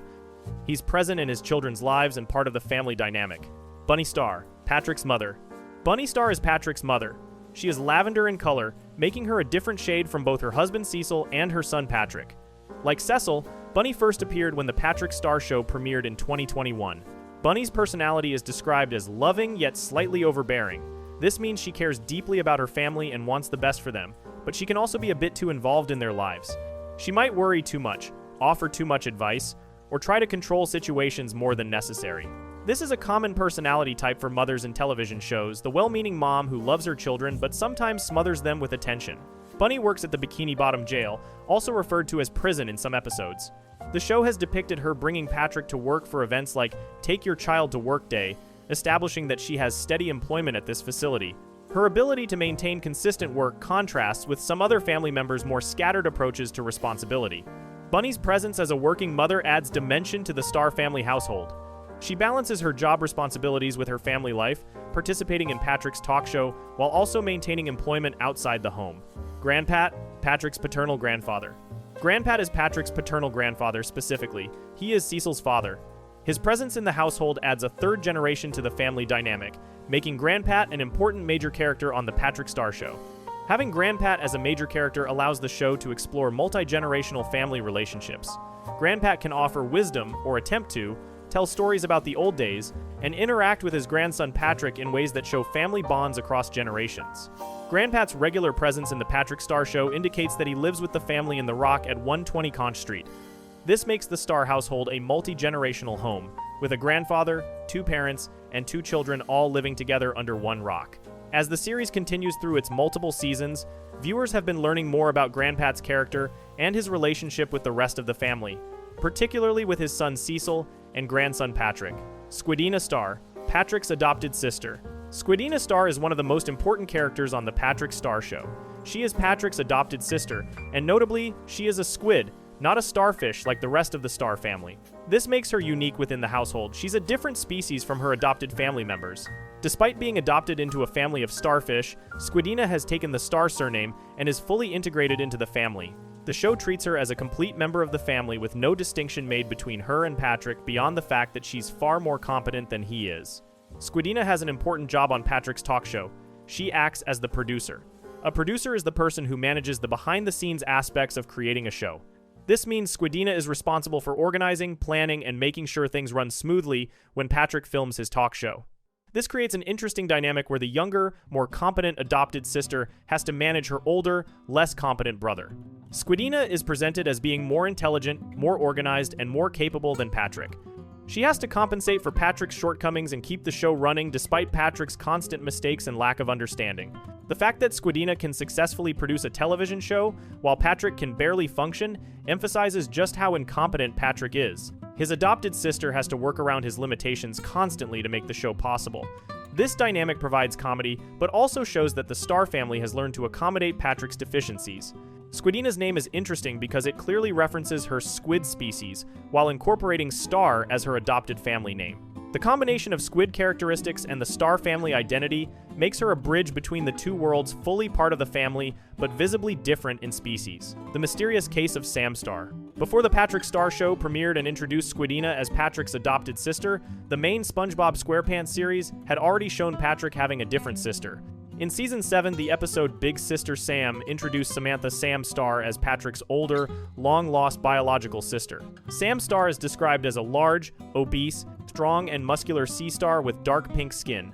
She is roughly twice the size of Patrick, making her a physically imposing character. She has black hair and a side ponytail. Sam is the daughter of Herb and Margie characters who were presented as Patrick's parents in earlier episodes of the main series, different from Cecil and Bunny. In Big Sister Sam, Patrick reveals that Sam was lost in the surf when they were only kids, and he didn't see her again until this episode. The episode shows Sam coming back into Patrick's life after many years of being separated. However, Sam Star creates a continuity problem. If Squidina is Patrick's adopted sister in The Patrick Star Show, and Sam was his biological sister in the main series, what's the relationship between these characters? According to Vincent Waller, a writer and producer for SpongeBob SquarePants, the creators were considering adding Sam to The Patrick Star Show. However, she did not appear at the start of the series. Instead, Squidina Star took her place as Patrick's sister in the spin-off show. This suggests that the creators chose to focus on Squidina for the Patrick Star Show rather than incorporating Sam into the family structure. Whether this means Sam still exists somewhere in the show's continuity, or whether Patrick has both a biological sister, Sam who doesn't live with him, and an adopted sister, Squidina, who does, it remains unclear. The show hasn't directly addressed the relationship between these two sister characters. This is common in long-running cartoon series. Details change over time, characters get replaced or reinterpreted, and continuity isn't always consistent across different series and spin-offs. Many SpongeBob fans simply accept that there are different versions of Patrick's family across different parts of the franchise. Patrick's birthday, August 17. According to the SpongeBob SquarePants annual 2014 book published by the Egmont Group, Patrick's birthday is August 17. This information comes from licensed print material rather than from episodes of the show itself. The annual 2014 book was a special publication that included various facts, stories, and information about SpongeBob SquarePants and its characters. These annual books are published in some countries as special editions that compile information about popular shows and characters. It's important to note that this birthday information comes from licensed supplementary material, rather than from an episode of the main series or The Patrick Star Show. While it's officially licensed information, it hasn't been incorporated into any episode's storyline, where Patrick celebrates his birthday on August 17. Different official sources sometimes give different information about characters, and birthdays are one detail that doesn't always remain consistent across various publications. However, August 17 remains the most widely cited birthday for Patrick based on this official licensed publication. The Star family dynamic. Looking at Patrick's family as a whole, we can see several interesting patterns. The family includes both biological and adopted members. Squidina's adoption into the Star family shows that the Stars don't define families strictly by biology or species. A squid can be just as much a Star family member as the starfish are. Multiple generations live together, having Grandpat, Chessel's father, Cecil, Bunny, Patrick, and Squidina all living under one rock creates a full household with complex relationships. This is different from the main SpongeBob series, where Patrick appeared to live alone. Squidina compensates for Patrick's limitations. By producing Patrick's show and managing the behind-the-scenes work, Squidina makes it possible for Patrick to host despite his incompetence. She's learned to work around his deficiencies to keep things running. The family enables Patrick's lifestyle by allowing Patrick to live at home, by helping him with his talk show, and by working around his limitations. The Star family makes it possible for Patrick to continue living his responsibility-light lifestyle. If Patrick had to live completely alone and support himself without family help, his life would be very different. Why Patrick is the way he is. Understanding Patrick's family helps explain why Patrick is the way he is. Patrick's personality and behavior patterns didn't come from nowhere, they came from his upbringing and his family environment. Patrick learned from his father Cecil that a carefree, simple approach to life is normal. Cecil's similar personality traits provided a model for Patrick as he grew up. Without a parent who demonstrated complex problem-solving or careful planning, Patrick never learned these skills. Patrick also learned that family members will support you even when you struggle. His mother Bunny loves him despite his limitations. His adopted sister Squidina works around his incompetence. His grandfather Grandpat accepts him as he is.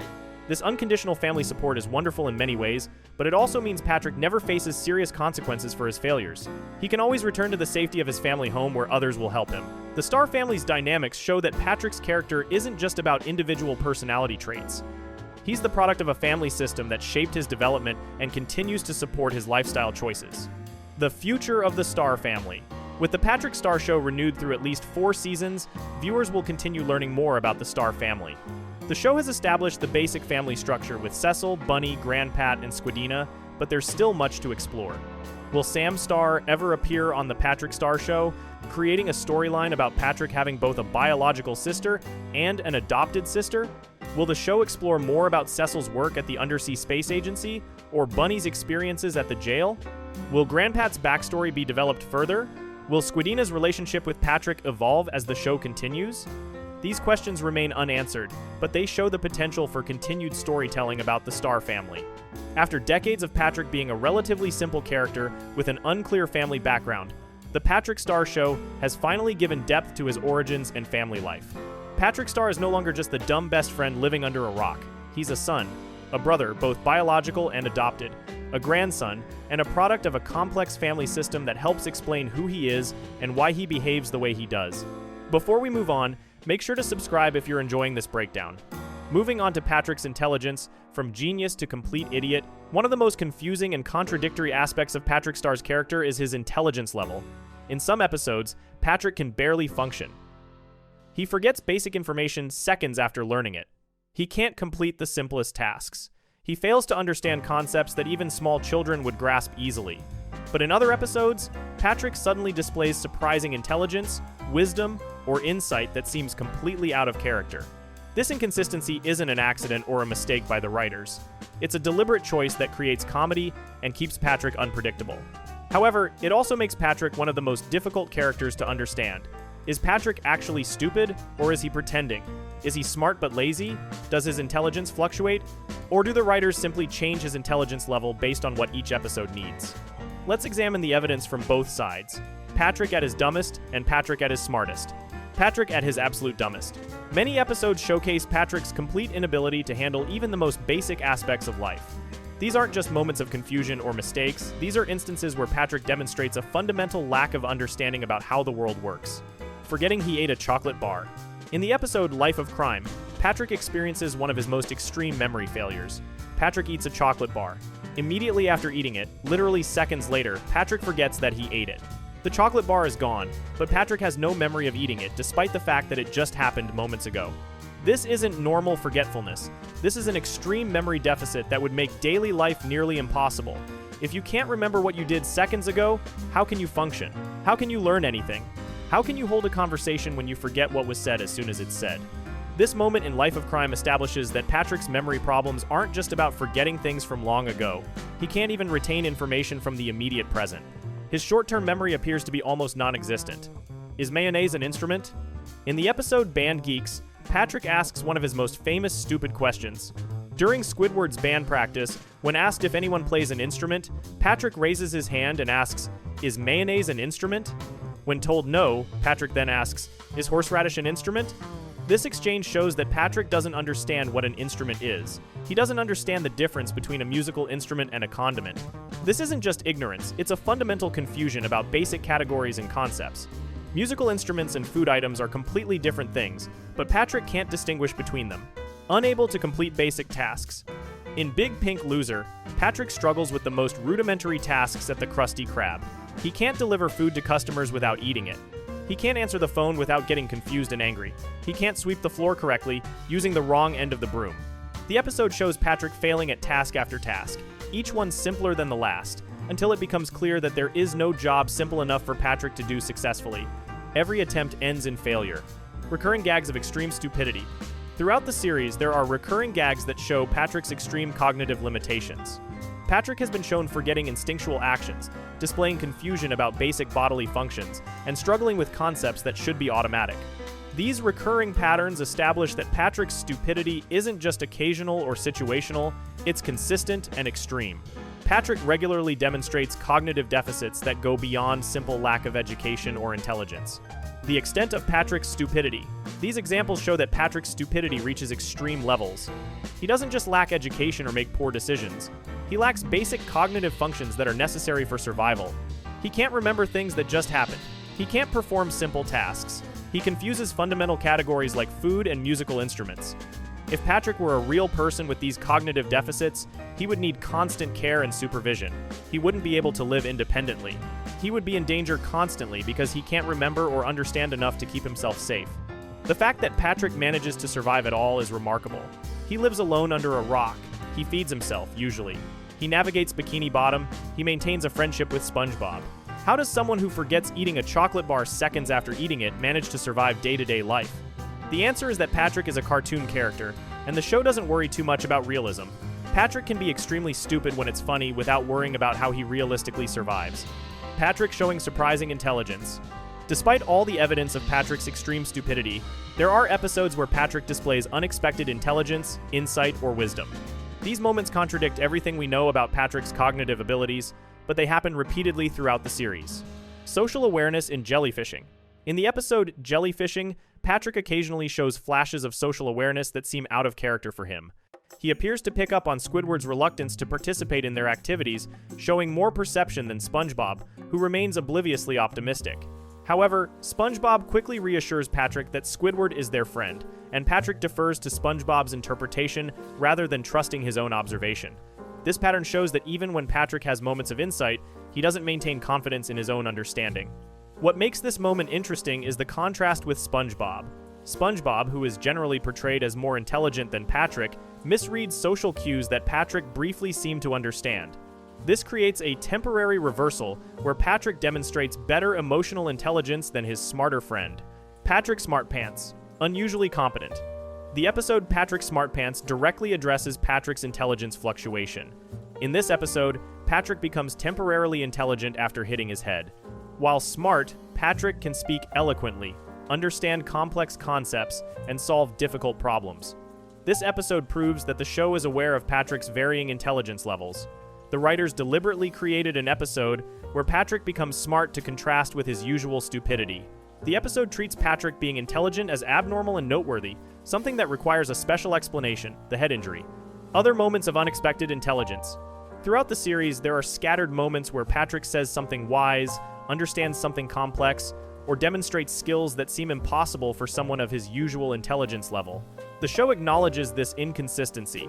The writers know that Patrick's intelligence fluctuates dramatically between episodes. Sometimes this is played for comedy. Patrick will say something surprisingly intelligent, and other characters react with shock. Other times, the show just accepts that Patrick's intelligence level is whatever the current episode needs it to be. The genetic explanation: Patrick's amoeba ancestry. The show has provided one possible explanation for Patrick's cognitive issues through jokes about his genetics. The series references Patrick being descended from King Amoeba, particularly in episodes involving his ancestry like Rule of Dumb. Amoebas are single-celled organisms among the simplest forms of life. They don't have brains. They don't have nervous systems. They operate purely on chemical reactions and basic cellular functions. They can't think, can't remember, and can't learn in any meaningful way. Some fans have interpreted this ancestry as meaning Patrick is partially amoeba, often calculated as 1/16 amoeba. If King Amoeba is his great-great-grandfather, though the show itself doesn't specify exact fractions or percentages. The series presents the amoeba ancestry as a comedic explanation for Patrick's character traits rather than a detailed genetic breakdown. However, this explanation raises as many questions as it answers. If Patrick has amoeba ancestry that affects his intelligence, why is he only stupid sometimes? Why can he be intelligent one moment and completely stupid the next? The show doesn't provide clear answers, treating the amoeba connection more as a running joke than a scientific explanation. The real explanation: Patrick's intelligence serves the story. The truth about Patrick's intelligence is simple. It changes based on what each episode needs. When the story requires Patrick to be extremely stupid for comedy, he becomes extremely stupid. When the story needs Patrick to have insight or intelligence, he suddenly becomes smarter. This isn't unique to SpongeBob SquarePants. Many cartoon characters have flexible intelligence levels that adjust to serve the story. Homer Simpson, for example, is portrayed as very stupid in some episodes and surprisingly clever in others. Peter Griffin from Family Guy has the same inconsistency. This is a common technique in animated comedies. The writers of SpongeBob SquarePants have essentially decided that Patrick's intelligence exists on a sliding scale. At his dumbest, Patrick can barely function. At his smartest, he can outthink SpongeBob. Most of the time, he's somewhere in between stupid enough to be funny, but functional enough to participate in the story. This approach prioritizes comedy and storytelling over character consistency. If maintaining a consistent intelligence level for Patrick would make an episode less funny or harder to write, the writers simply adjust Patrick's intelligence to fit the story they want to tell. What this means for understanding Patrick. Given Patrick's wildly inconsistent intelligence, what can we actually say about his cognitive abilities? Patrick's baseline is very low intelligence. Most episodes portray Patrick as quite stupid. His default state is being unable to understand basic concepts, forgetting important information, and failing at simple tasks. This is who Patrick usually is. Patrick is capable of occasional insight. Despite his usual stupidity, Patrick can sometimes surprise everyone with unexpected intelligence or wisdom. These moments are rare, but they happen often enough that they're part of his character. Patrick's intelligence is not reliable. Even when Patrick understands something or demonstrates intelligence, he can't maintain that level of understanding. He'll forget what he knew, or someone will convince him he's wrong, or he'll say something stupid immediately afterward that contradicts his moment of intelligence. Patrick doesn't learn or improve. Despite living for years and having countless experiences, Patrick never gets smarter. He doesn't learn from his mistakes. He doesn't develop better problem-solving skills. Each episode resets his intelligence to whatever level the story requires. Patrick's cognitive limitations are extreme. Based on his worst moments, forgetting he ate something seconds ago, confusing mayonnaise with musical instruments, failing at the simplest workplace tasks, Patrick's impairments are severe. In the real world, someone with these deficits would need significant support and accommodations. Patrick is happy despite his limitations. Perhaps most importantly, Patrick doesn't seem bothered by his stupidity. He's generally content with his life. He doesn't wish he were smarter. He doesn't feel bad about his failures except in specific episodes like Big Pink Loser, where his lack of accomplishment becomes a plot point. Patrick has accepted who he is, living with inconsistent intelligence. Patrick's fluctuating intelligence makes him one of the most unpredictable characters in SpongeBob SquarePants. Viewers never know if Patrick will be helpful or hopeless, insightful or idiotic, wise or witless. This unpredictability is part of what makes Patrick entertaining to watch. It also makes Patrick's friendship with SpongeBob more interesting. SpongeBob has to accommodate Patrick's limitations while also sometimes being surprised by Patrick's unexpected intelligence. SpongeBob can't rely on Patrick to be consistently stupid or consistently smart. Patrick is just consistently inconsistent. From a scientific or medical perspective, Patrick's condition doesn't make sense. Real cognitive impairments don't work this way. People don't forget eating a chocolate bar seconds after eating it, but then occasionally display social insight. Intelligence doesn't fluctuate wildly from moment to moment based on plot requirements. But Patrick isn't real, and SpongeBob SquarePants isn't trying to accurately portray cognitive disabilities. Patrick is a cartoon character whose intelligence serves the comedy and the story. Sometimes that means he's smart. Usually it means he's stupid. And the show occasionally jokes about his amoeba ancestry as a comedic explanation without worrying too much about the biological details. Before we move on, make sure to subscribe if you're enjoying this breakdown. Moving on to Patrick in the SpongeBob movies. Patrick's essential role. Patrick Star serves as SpongeBob's loyal companion throughout the entire 2004 film. The pink starfish joins SpongeBob on a dangerous mission to retrieve King Neptune's stolen crown from Shell City. Without Patrick, SpongeBob would have faced this journey alone, and the movie makes it clear that their friendship becomes the driving force behind their success. The setup: a manager's celebration gone wrong. The movie begins with excitement in Bikini Bottom. Mr. Krabs opens the Krusty Krab 2, a second restaurant location right next to the original. SpongeBob expects to become the new manager. Patrick shares his friend's enthusiasm and plans a celebration at Goofy Goober's ice cream party boat that same night. When the grand opening arrives, Mr. Krabs announces the new manager will be Squidward Tentacles instead of SpongeBob. The reason hits hard. Mr. Krabs tells SpongeBob he's just a kid who can't handle the responsibility of management. SpongeBob leaves the ceremony completely crushed. Patrick finds SpongeBob at Goofy Goober's ice cream party boat, sitting at the nut bar and crying. Patrick initially thinks his friend got the promotion and congratulates him. When SpongeBob explains what really happened, Patrick offers simple comfort. He orders a triple gooberberry sunrise, which catches SpongeBob's attention. The two friends decide to drown their sorrows in ice cream. The ice cream bender. SpongeBob and Patrick order triple gooberberry sunrise. After triple gooberberry sunrise, they splatter ice cream all over the waiter as they continuously demand more sundaes. The two eat so much ice cream that they experience symptoms similar to being drunk. They stumble onto the stage with the Goofy Goober mascot and pass out. The next morning, they wake up with hangover-like symptoms. A waiter tries to get them to leave because it's 8 inches the morning. This scene establishes something crucial about Patrick's character in the movie. He cares deeply about SpongeBob's feelings. When his friend feels down, Patrick stays by his side, even if that means eating ice cream until they both pass out on stage. Patrick makes things worse, but with good intentions. Meanwhile, Plankton executes Plan Z. He steals King Neptune's crown, sends it to Shell City, and frames Mr. Krabs for the theft. King Neptune arrives at the Krusty Krab with his daughter Mindy. He plans to execute Mr. Krabs immediately. SpongeBob, still recovering from his ice cream hangover, accidentally makes things worse by smearing Mr. Krabs during his attempt to defend him. SpongeBob promises to retrieve the crown from Shell City. King Neptune gives him exactly 10 days to complete the mission. Then Patrick appears out of nowhere and interrupts. He tells Neptune that SpongeBob can do it in 9 days. Neptune counters with 8 days. Patrick says 7. SpongeBob and Mr. Krabs both yell at Patrick to stop. Neptune settles on 6 days, and Patrick, while SpongeBob physically muffles him, weakly suggests 5 days before being completely silenced. Patrick's heart is in the right place. He wants to show confidence in his friend's abilities. Unfortunately, his overenthusiasm cuts their deadline nearly in half. King Neptune freezes Mr. Krabs with his trident to ensure he doesn't escape, warning that Krabs will be executed if they fail. The journey begins. SpongeBob and Patrick leave Bikini Bottom in the paddy wagon, a vehicle shaped like a giant Krabby Patty. They drive through a wasteland beyond the county line. 2 gas station attendants named Floyd and Lloyd mock them, calling them kids and laughing at the idea that they could make it to Shell City. Patrick and SpongeBob prove the attendants wrong by lasting more than 10 seconds past the county line, laughing in their faces. During the journey, Patrick provides emotional support even when he doesn't fully understand the situation. When they encounter a free ice cream stand in the middle of nowhere, Patrick happily points it out. SpongeBob runs toward it, but Patrick suddenly realizes something is wrong. He shouts a warning just before they discover the stand is actually the tongue of a giant angler fish monster trying to lure them in. The monster attempts to eat them, but they escape. The paddy wagon gets swallowed by the anglerfish, which is then eaten by an even larger sea monster, leaving SpongeBob and Patrick stranded without transportation. The Thug Tug Incident. SpongeBob and Patrick enter a rough bar called the Thug Tug to find transportation. The bar is filled with tough, scary-looking fish. Patrick needs to use the bathroom and causes a scene by literally asking for everyone's attention.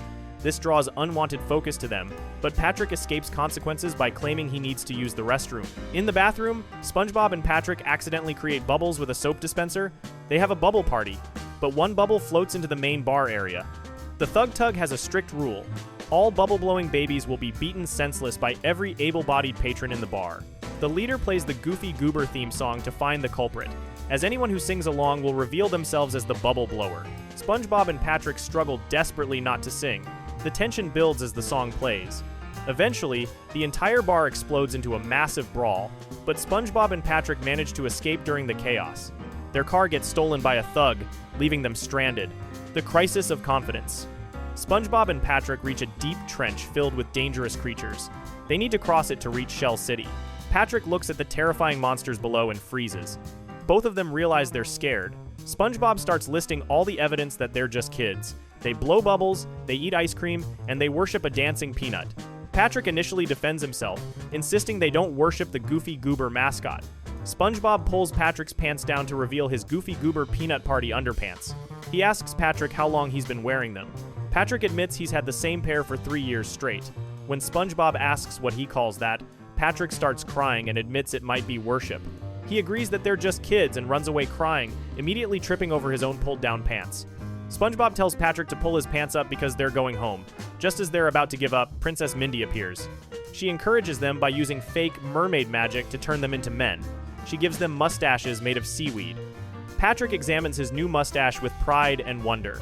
The fake transformation gives both of them renewed confidence. They sing a song and bravely cross the trench. Dennis the Hitman. On the other side of the trench, Dennis confronts them. He's a tough, leather-clad hitman hired by Plankton to eliminate SpongeBob and Patrick. Dennis tells them he's been hired to exterminate them. SpongeBob and Patrick look at each other and burst out laughing. They think Dennis is joking. SpongeBob tells him to step aside or face the awesome wrath of their mustaches. Dennis responds by grabbing the mustaches and throwing them away. He reveals they were fake seaweed, which he thought was just salad stuck to their lips from lunchtime. He shows them what a real mustache looks like by pulling off a face mask and growing an actual mustache. SpongeBob and Patrick's eyes bulge in shock and fear. Dennis prepares to step on them with his boot, which has spikes extending from the sole. Patrick makes a simple observation: that's a big boot. Dennis positions his boot above them and tells them this will hurt a lot. He says he loves his job and laughs. Just before he crushes them, an even bigger boot stomps on Dennis from above. Patrick's response is immediate and excited. Bigger boot. The bigger boot belongs to a human diver called the Cyclops. SpongeBob and Patrick thank the stranger for saving their lives. Patrick cheerfully declares he loves being purple during this stretch, a random comment that shows his simple, optimistic nature, even when captured by the Cyclops. Shell City and near death. The Cyclops takes SpongeBob and Patrick to Shell City, which turns out to be a beach gift shop. The shop sells dried sea creatures as souvenirs. The Cyclops places them under a heat lamp to dry them out. As they dehydrate, SpongeBob and Patrick realize they actually made it to Shell City. They can see King Neptune's crown right there in the shop. They sing the Goofy Goober song one last time as their final words. Patrick and SpongeBob shed tears as they accept their fate. Those tears short-circuit the heat lamp, which triggers the emergency sprinkler system. Water revives SpongeBob and Patrick, along with all the other dried sea creatures in the shop. While the sea creatures attack the Cyclops, SpongeBob and Patrick grab the crown and escape to the beach. The Hasselhoff Rescue. On the beach, SpongeBob and Patrick face a new problem. They accidentally release the bag of winds that Mindy gave them, and they have no way to get back to Bikini Bottom. Patrick starts apologizing to the bag, showing genuine remorse for the mistake. A man approaches them and offers to help. He runs toward them in slow motion. When they ask who he is, he responds, "I'm David Hasselhoff." SpongeBob and Patrick both cheer with excitement. They ask where his boat is. Hasselhoff laughs and tells them he doesn't need a boat. He speeds across the ocean surface like a motorboat with SpongeBob and Patrick riding on his back. Patrick shouts that their next stop is Bikini Bottom, the final confrontation with Dennis. While riding on Hasselhoff's back, Patrick spots something approaching from behind. He calls it an unidentified object off the hindquarters. The object turns out to be the Cyclops boot with Dennis stuck to it. Dennis survived being crushed and has returned to finish his job. Dennis attacks them on Hasselhoff's back. Patrick declares he's tired of running and prepares to fight. He cracks his knuckles and takes a fighting stance. Dennis immediately swats Patrick away toward Hasselhoff's feet. Patrick yells for SpongeBob to run. SpongeBob tries to escape, but Dennis corners him. SpongeBob attempts to bribe Dennis with 5 goober dollars. Dennis isn't impressed. SpongeBob then offers bubbles from his bubble soap. He blows bubbles into Dennis's eyes, temporarily blinding him. Patrick calls out to SpongeBob, worried for his friend's safety. Dennis prepares to finish them off, but a catamaran hits him and sends him flying back into the ocean. Patrick simply says, "See ya," as Dennis disappears. The heroic return. Hasselhoff brings them back to Bikini Bottom just as King Neptune prepares to execute Mr. Krabs. He uses his pectoral muscles as launchers to shoot SpongeBob, Patrick, and the crown back underwater.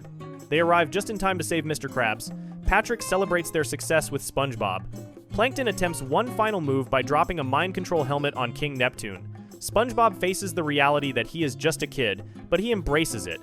He tells Plankton he's been through a lot in the past 6 days, 5 minutes, and 27.5 seconds, and acknowledges everything he accomplished during that time. He plays a rock version of the Goofy Goober song on his guitar, using the music to destroy all of Plankton's mind control helmets and free everyone. Patrick stands by SpongeBob during this final confrontation. While SpongeBob takes center stage with his guitar solo, Patrick's presence throughout the entire journey made the victory possible. Back at Goofy Goobers, when SpongeBob was drunk on ice cream, he dedicated his performance to his best friend Patrick and the Big Peanut Guy, showing how much he values their friendship. The transformation complete. The movie ends with SpongeBob finally getting the manager position at the Krusty Krab 2. Patrick was there from the beginning. celebrating the anticipated promotion at Goofy Goobers. He stayed through the disappointment, joined the dangerous quest, faced terrifying obstacles, and helped bring King Neptune's crown home. Patrick proved that loyalty and friendship matter more than intelligence or capability. Patrick's role in the 2004 movie shows a character who makes mistakes but never abandons his friend. He accidentally reduces their deadline, he gets distracted by ice cream traps, he announces he needs the bathroom at the worst possible moment, and he tries to fight Dennis despite having no chance of winning. Yet every single one of these moments comes from a place of genuine care for SpongeBob and desire to help. The movie presents Patrick as the perfect companion for SpongeBob's hero journey. He provides emotional support at Goofy Goobers, comic relief during tense situations, and unwavering loyalty when things get dangerous.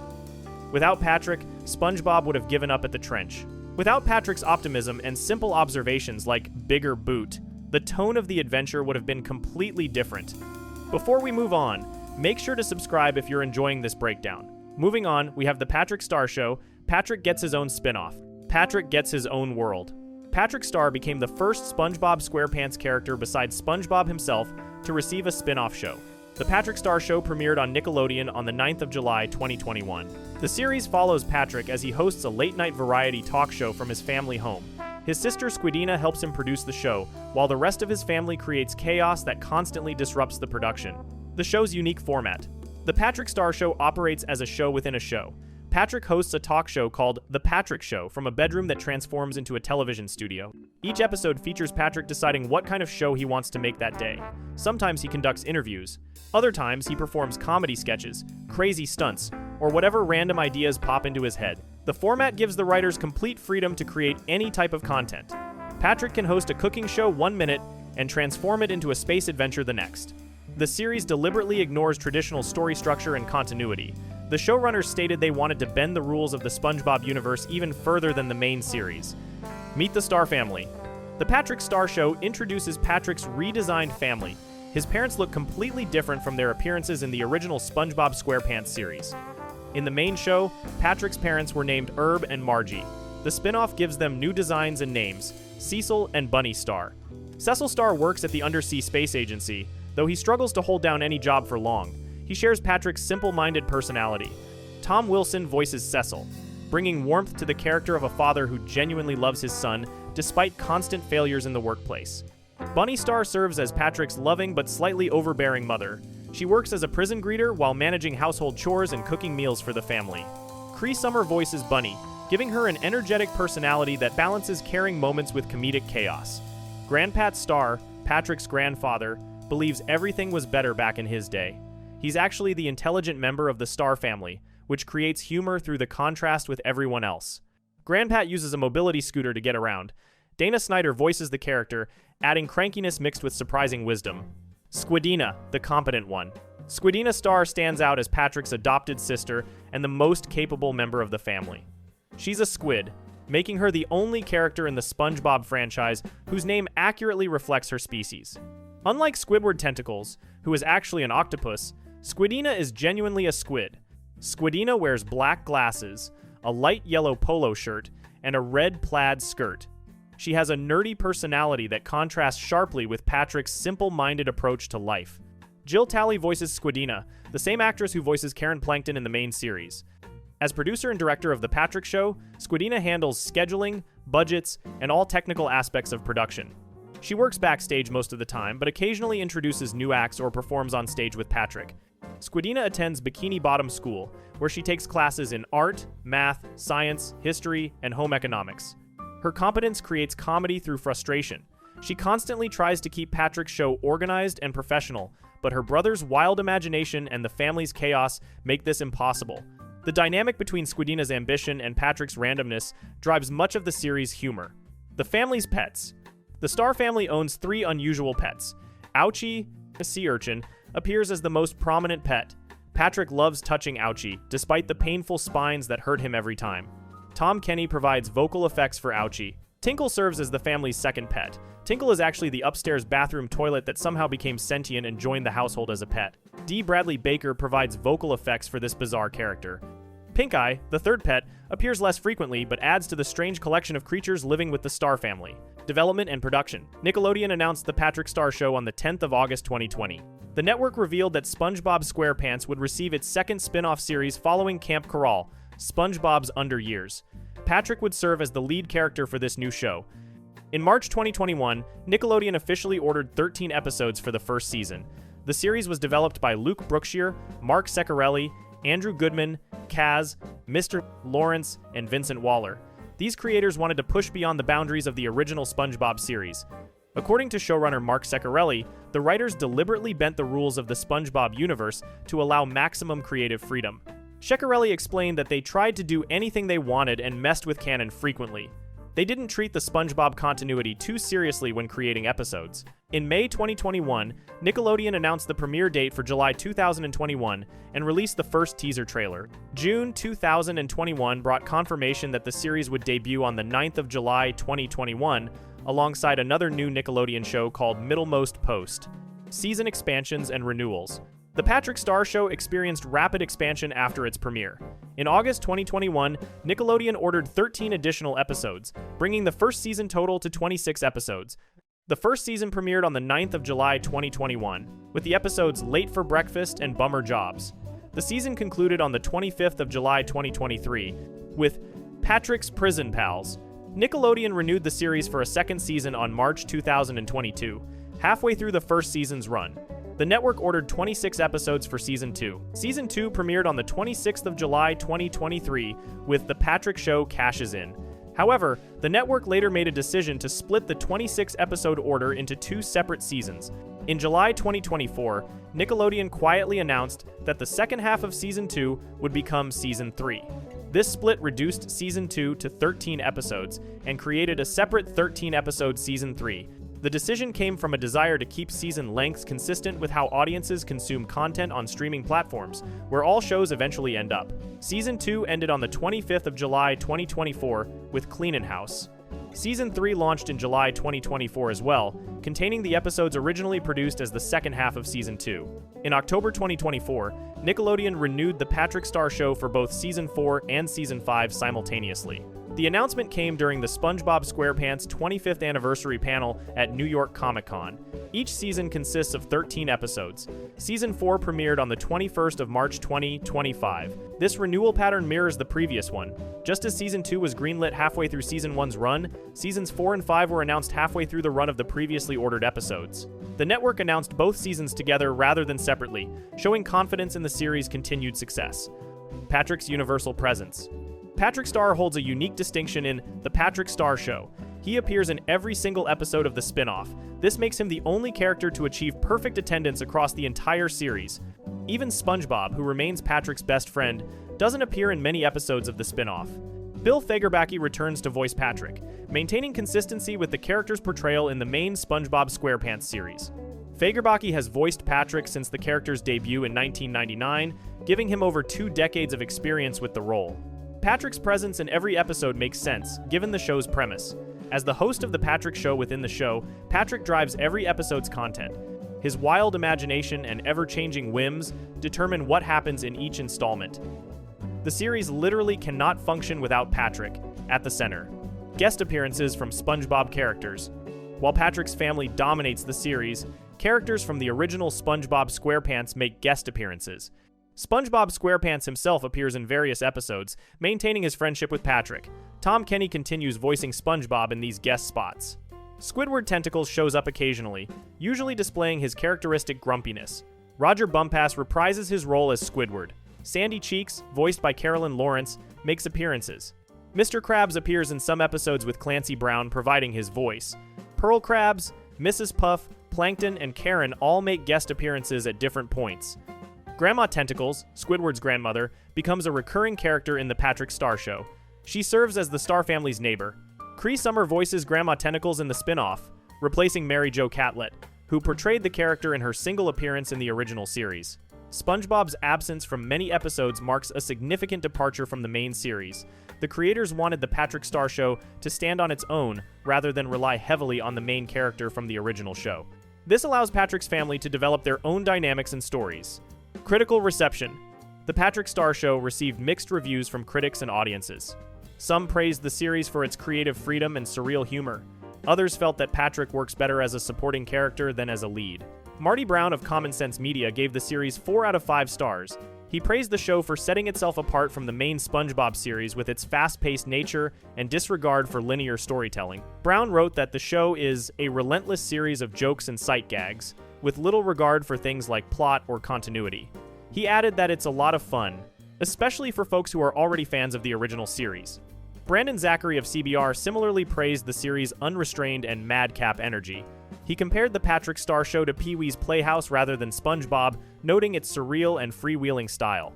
Zachary specifically praised Jill Talley's voice performance as Squidina, noting that her earnest attitude helps paper over some of the more unwieldy elements of such a purposefully unstructured series. Some fans and critics expressed concerns about Patrick carrying an entire show.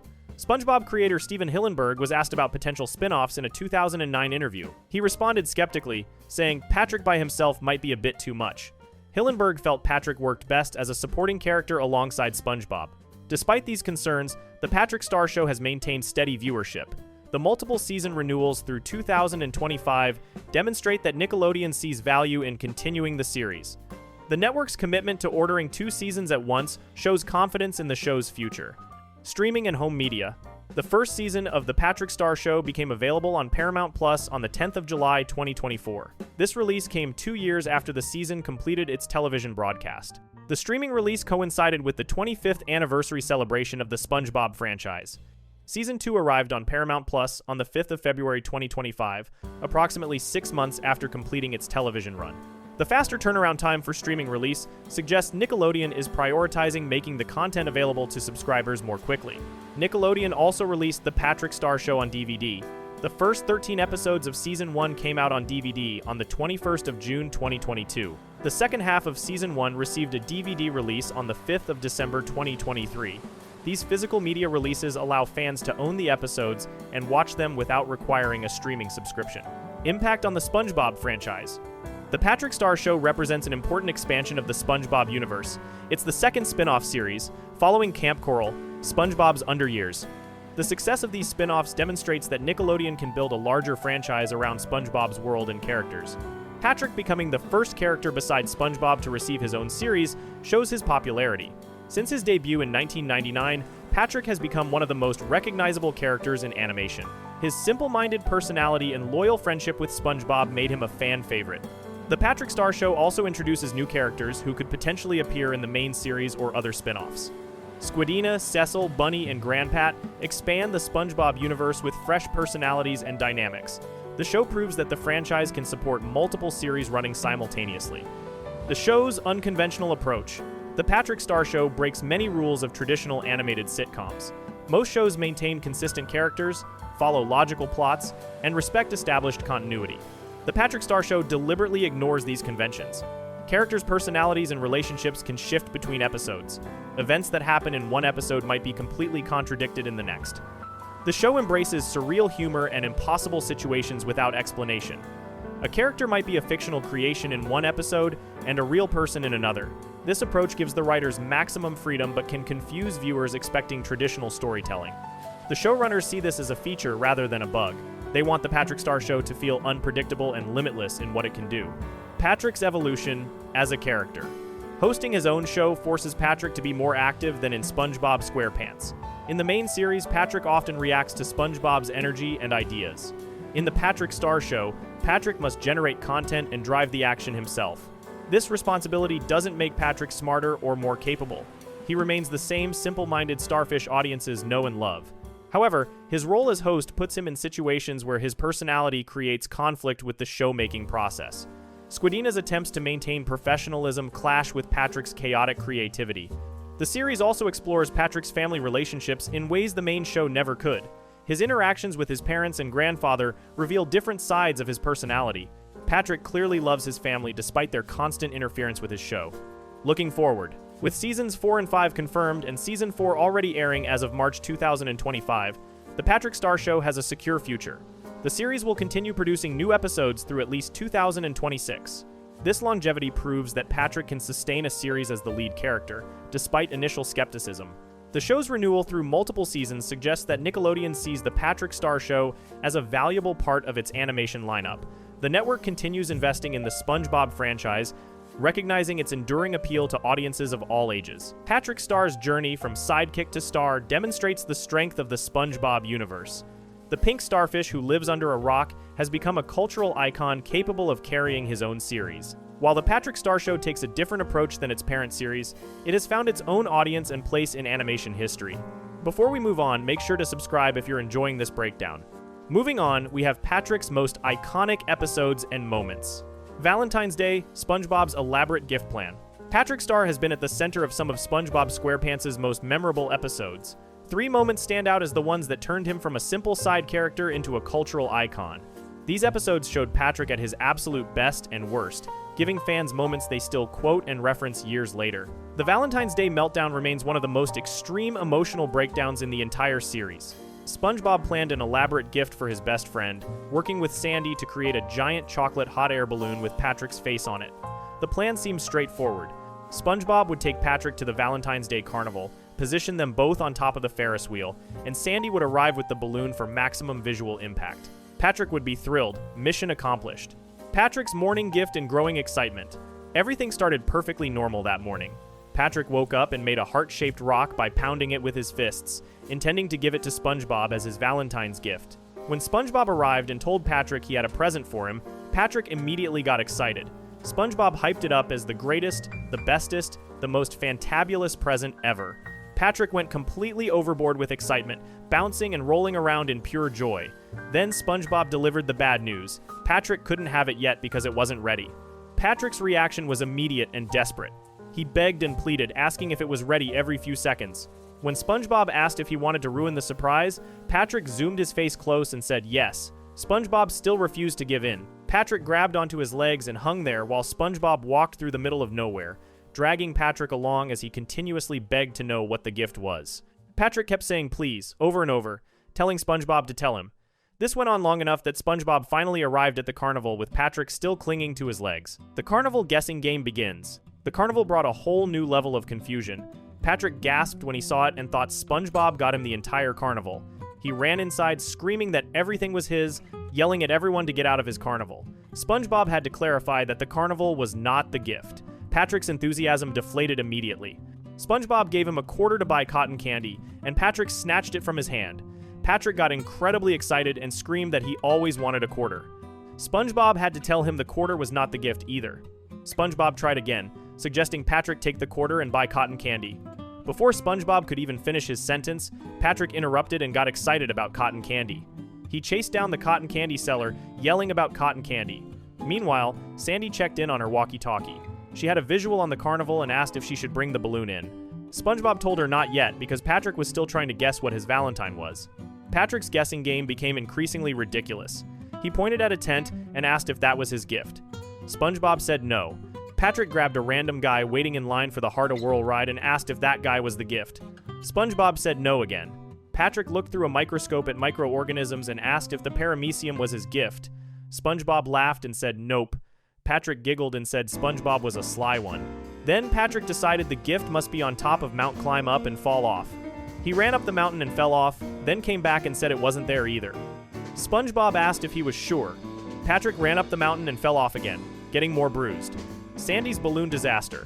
While Patrick kept guessing, Sandy ran into serious problems. A pack of chocolate-eating scallops attacked the balloon in midair. Sandy used her whip to fight them off, yelling at the sweet-toothed varmints to get away. She radioed SpongeBob to tell him about the problem and said she would be a little late. SpongeBob panicked. Sandy told him to take Patrick up to the Ferris wheel and she would meet them there. SpongeBob screamed at the thought of Patrick not getting his Valentine. Patrick suddenly appeared behind SpongeBob, all bruised from falling off the mountain twice. He said he was pretty sure the gift wasn't up there. SpongeBob tried to tell Patrick the gift was on the Ferris wheel, but Patrick interrupted and said Ferris wheel, then grabbed SpongeBob and ran toward it. They got on the Ferris wheel and rode to the top. Patrick announced he was ready for the greatest Valentine's present in the whole world now. SpongeBob told him to keep looking out there and hoped the balloon would arrive. SpongeBob radioed Sandy again desperately. Sandy was still fighting the chocolate-eating scallops. She said she had her ox in a ditch and was way off course. The scallops were eating the balloon and they were everywhere. One scallop bit the balloon and the air went out, making it float down. Sandy yelled that they were going down and told SpongeBob to switch to plan B. SpongeBob screamed no, and his walkie-talkie went to static. Patrick sat there grinning big, waiting for his surprise. The handshake gift. SpongeBob had nothing left to give Patrick. He tried to soften the blow by asking Patrick if he knew how sometimes you plan something special and things just don't work out. Patrick said no. Then Patrick started getting hot and ripped off his Valentine-themed shirt. He started chanting Valentine while rocking the Ferris wheel seats back and forth.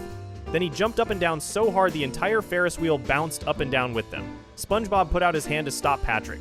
SpongeBob had to do something, so he announced that here was Patrick's gift. Patrick stared at SpongeBob's hand.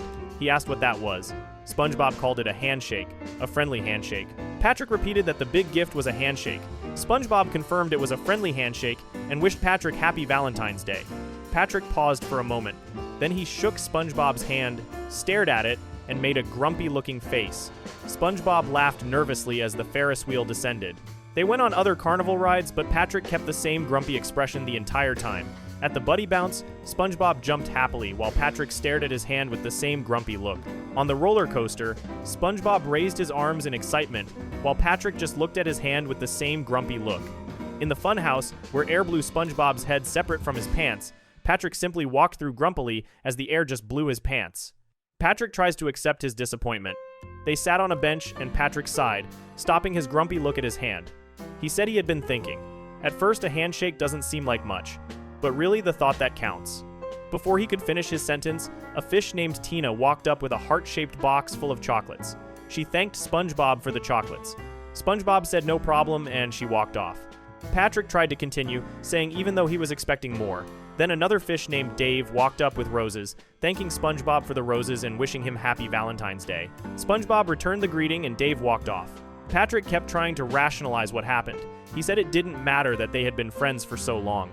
Then, Norma walked by with a bike. She thanked SpongeBob for the bike and turned to Patrick, asking if he could believe SpongeBob. She told Patrick she just met SpongeBob that morning. Norma walked away and Patrick began to fume with anger. Patrick's complete mental breakdown. Patrick tried to keep talking, but a fish named Jimmy Gus walked up and asked if they had the time. Patrick snapped completely. He turned red with anger and yelled with rage. He picked up Jimmy Gus and threw him across the screen, shocking SpongeBob. Patrick screamed that Patrick needs love too. He went psycho. A crashing sound was heard. Patrick furiously banged his stomach like a gorilla and grunted angrily as he ran closer toward the screen. He angrily approached a balloon cart, then furiously cut the balloon strings from the salesman and furiously smashed the balloon cart with his buttocks. Children were playing with someone in a heart costume. The children ran off as Patrick approached. Patrick yelled that he defied Heartman and angrily ripped the suit in half. He continued his rampage. The PA system announced that there was a chubby pink starfish on the loose. Everyone ran screaming. Patrick saw a ride that had hearts on it and went mad. He declared that hearts on sticks must die.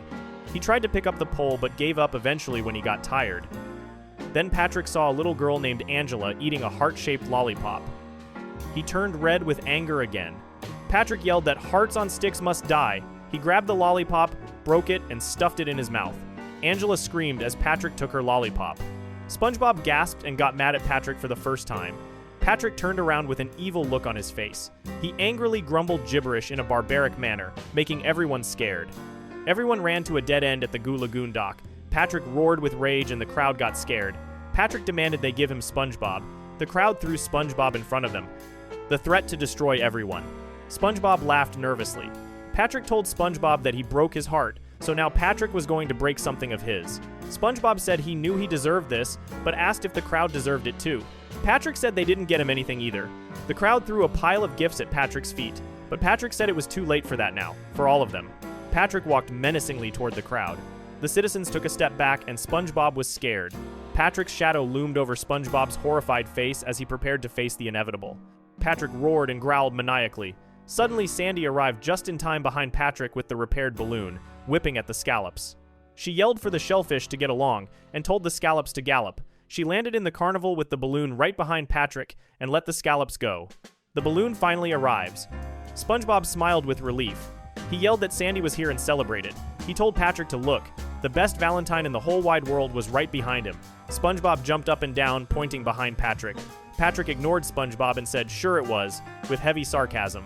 SpongeBob kept jumping and told Patrick he was telling the truth, and to turn around, Patrick refused. SpongeBob desperately begged Patrick to just turn around.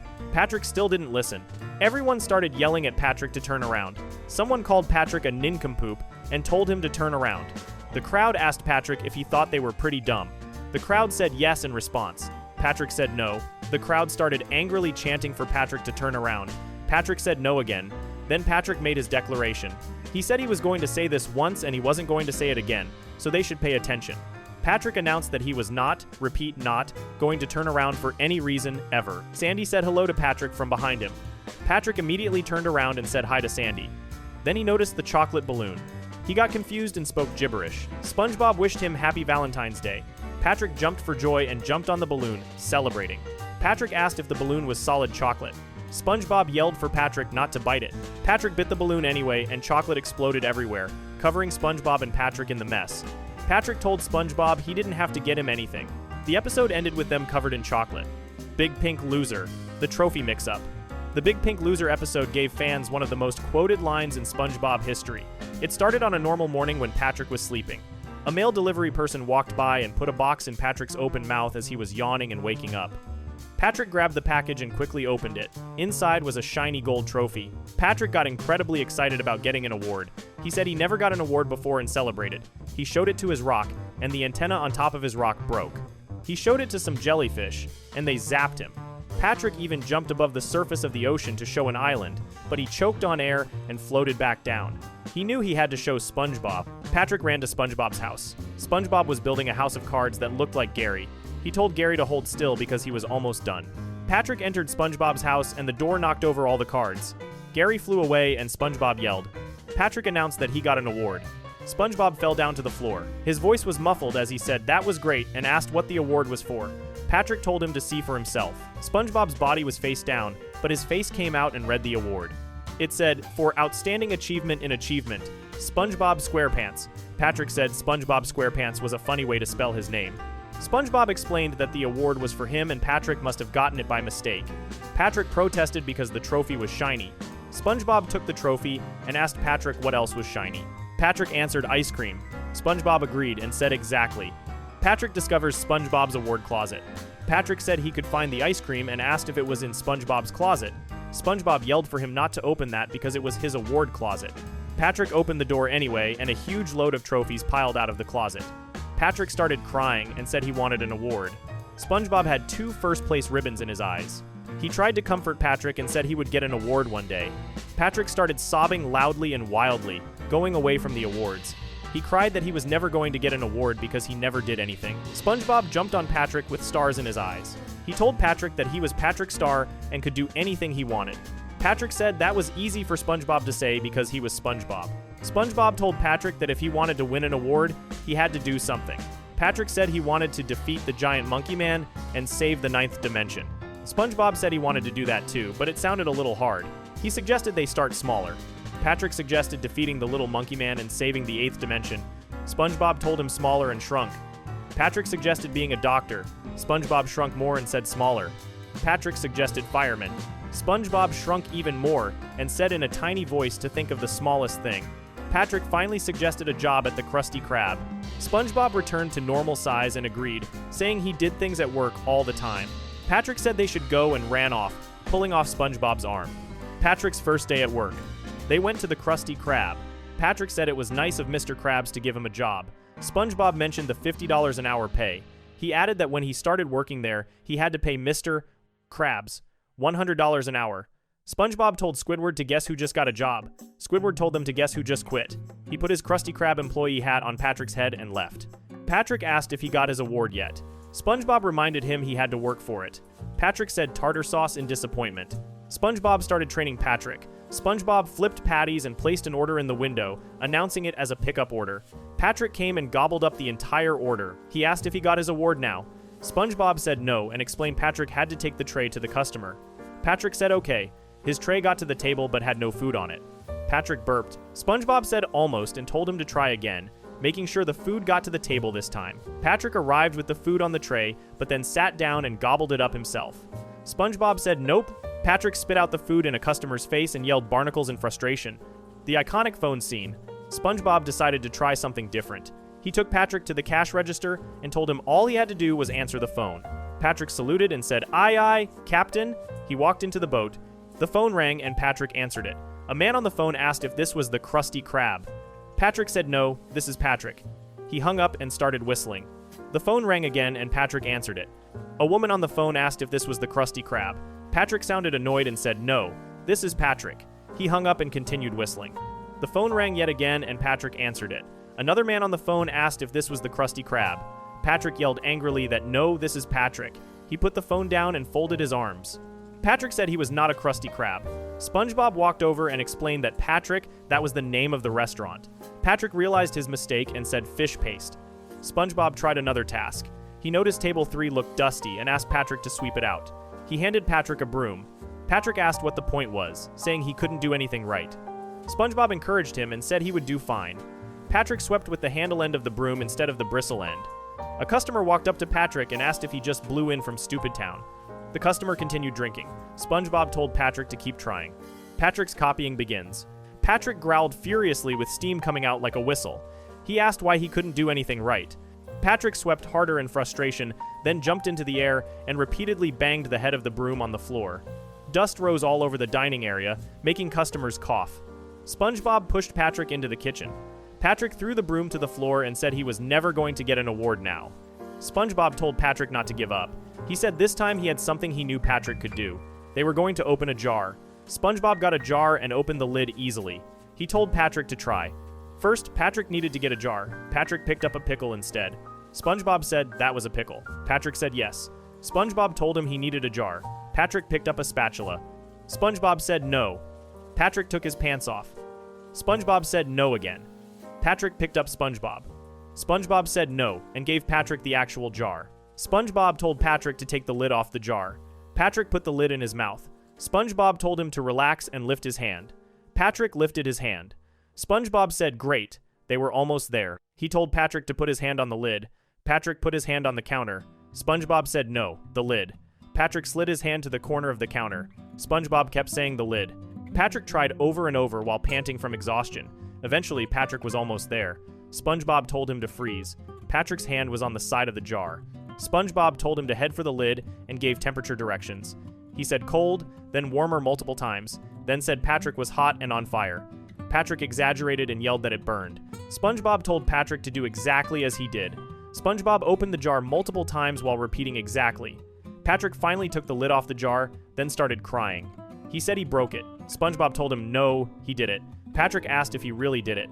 They both cheered and Patrick slammed the jar into the floor, yelling touchdown. Patrick called himself the Jar Master. The copycat problem escalates. They left the Krusty Krab. SpongeBob said that was great, and Patrick really got the hang of it. Patrick agreed and remembered putting his hand up and putting it on the lid. SpongeBob laughed. Patrick remembered thinking he broke it, but he didn't. He opened the jar with his hand, and it was all because SpongeBob showed him how to do it. Patrick said he was never going to forget this. SpongeBob told Patrick to do exactly what he did, and he would have an award in no time. The next morning, SpongeBob woke up saying he was ready repeatedly. A clam crowed like a rooster. SpongeBob noticed Patrick was dressed exactly like him. Patrick said good morning to SpongeBob. SpongeBob was shocked at how a simple change of clothes could make a guy look just like him. Patrick explained that if he was going to be an award winner, he had to dress like one. SpongeBob called it creepy but flattering. He started saying he was ready again, and Patrick copied him. SpongeBob stopped and looked confused. SpongeBob said it was back to the old grind. Patrick repeated the same thing. SpongeBob said he forgot his hat and put on his work hat. Patrick also said he forgot his hat and put on his work hat too. SpongeBob mopped the floor and put the mop up. Patrick mopped the floor but made it wet. SpongeBob came out with plates, slipped on the wet floor, and broke all the plates. Patrick followed in SpongeBob's footsteps exactly. SpongeBob glared at Patrick. At the grill, SpongeBob and Patrick both fried patties. They whistled to the tune of Row, Row, Row Your Boat, then stopped and wiped their foreheads. They both said woo at the same time. SpongeBob dropped his spatula and laughed, saying he dropped his spatula. He bent down to pick it up. Patrick said he did too, dropped his spatula, and bent down to pick it up. SpongeBob took off his hat. Patrick took off his. They both put their hats back on, then they both put their hands on the grill. Patrick's hand burned after a few seconds and he yelled in pain. SpongeBob said aha and showed his fake hand. He accused Patrick of copying him. Patrick admits his copying strategy. Patrick admitted yes, he was copying. SpongeBob asked why he was doing that. Patrick explained so he could win an award like SpongeBob. SpongeBob said it was annoying and told Patrick to stop it. Patrick repeated, "Stop it." They both imitated each other's facial expressions. SpongeBob said Patrick was good at copying. Patrick thanked him. They both said ha, then darn at the same time. They looked at each other with suspicion while rubbing their chins. SpongeBob yelled for Patrick to stop copying him. Patrick said there was no award for that. Squidward was leaning against the Krusty Krab sign pole reading a newspaper. A Krusty Krab employee hat fell near him. He said he guessed it was safe to go in now. He put his hat back on and walked inside. SpongeBob and Patrick kept running. SpongeBob asked Patrick how long he was going to keep this up. Patrick said until he had as many awards as SpongeBob. SpongeBob said they would see about that. Patrick said no, they wouldn't. The competition gets extreme. SpongeBob took out a jump rope and announced he was the jump rope champion of Bikini Bottom. Patrick said he was too and took out a jump rope. SpongeBob challenged him and said he called his jump rope move the slice end dice. SpongeBob crossed his arms and jump roped while Patrick tried to imitate but tied himself up with his rope. SpongeBob laughed and said there was not a scratch on him. Then his body broke down into pieces, which hopped away. Patrick yelled that SpongeBob wasn't getting away. Patrick squeezed the rope on himself, breaking his body down into smaller pieces too. Then SpongeBob and Patrick repeatedly hit their heads with hammers. SpongeBob said it wasn't much fun being him now. Patrick asked if he was kidding, saying he used to do this way before he started copying SpongeBob. SpongeBob stopped hammering his head, but Patrick didn't notice. Patrick hit himself faster and too hard. He stopped and got dizzy as trophies appeared and spun around his head, tweeting like birds. Patrick fell on the ground while the trophies bounced away on him. SpongeBob laughed and ran into Patrick's rock, which was painted as SpongeBob's house. SpongeBob got angry and steam came out of his head. Patrick said it was his turn and ran into the pineapple rock. SpongeBob imitates Patrick.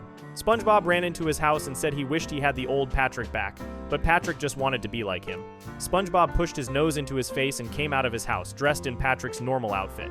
He imitated Patrick and said he was Patrick Star, the laziest, pinkest starfish in Bikini Bottom, and he wished he were himself and not SpongeBob.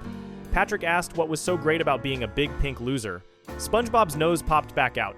Patrick said exactly, and added that he was never closer to an award than the minute he started copying SpongeBob. SpongeBob tried to talk to Patrick in his normal voice, but Patrick said Patrick wasn't there. A trophy delivery truck stopped in front of SpongeBob and Patrick. The driver announced it was a trophy delivery and drove off. SpongeBob had a package in his mouth. He said it was another trophy. Patrick sarcastically said, "Oh great," and asked what it was for this time. SpongeBob opened the package and read it.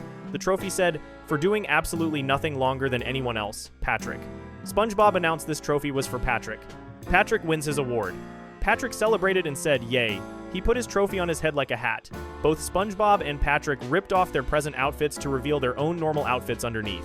SpongeBob asked Patrick what he was going to do now. Patrick said he was going to protect his title. Patrick jumped on his rock and fell asleep immediately. The rock closed over him. The French narrator spoke again. He said the audience thought he was kidding earlier.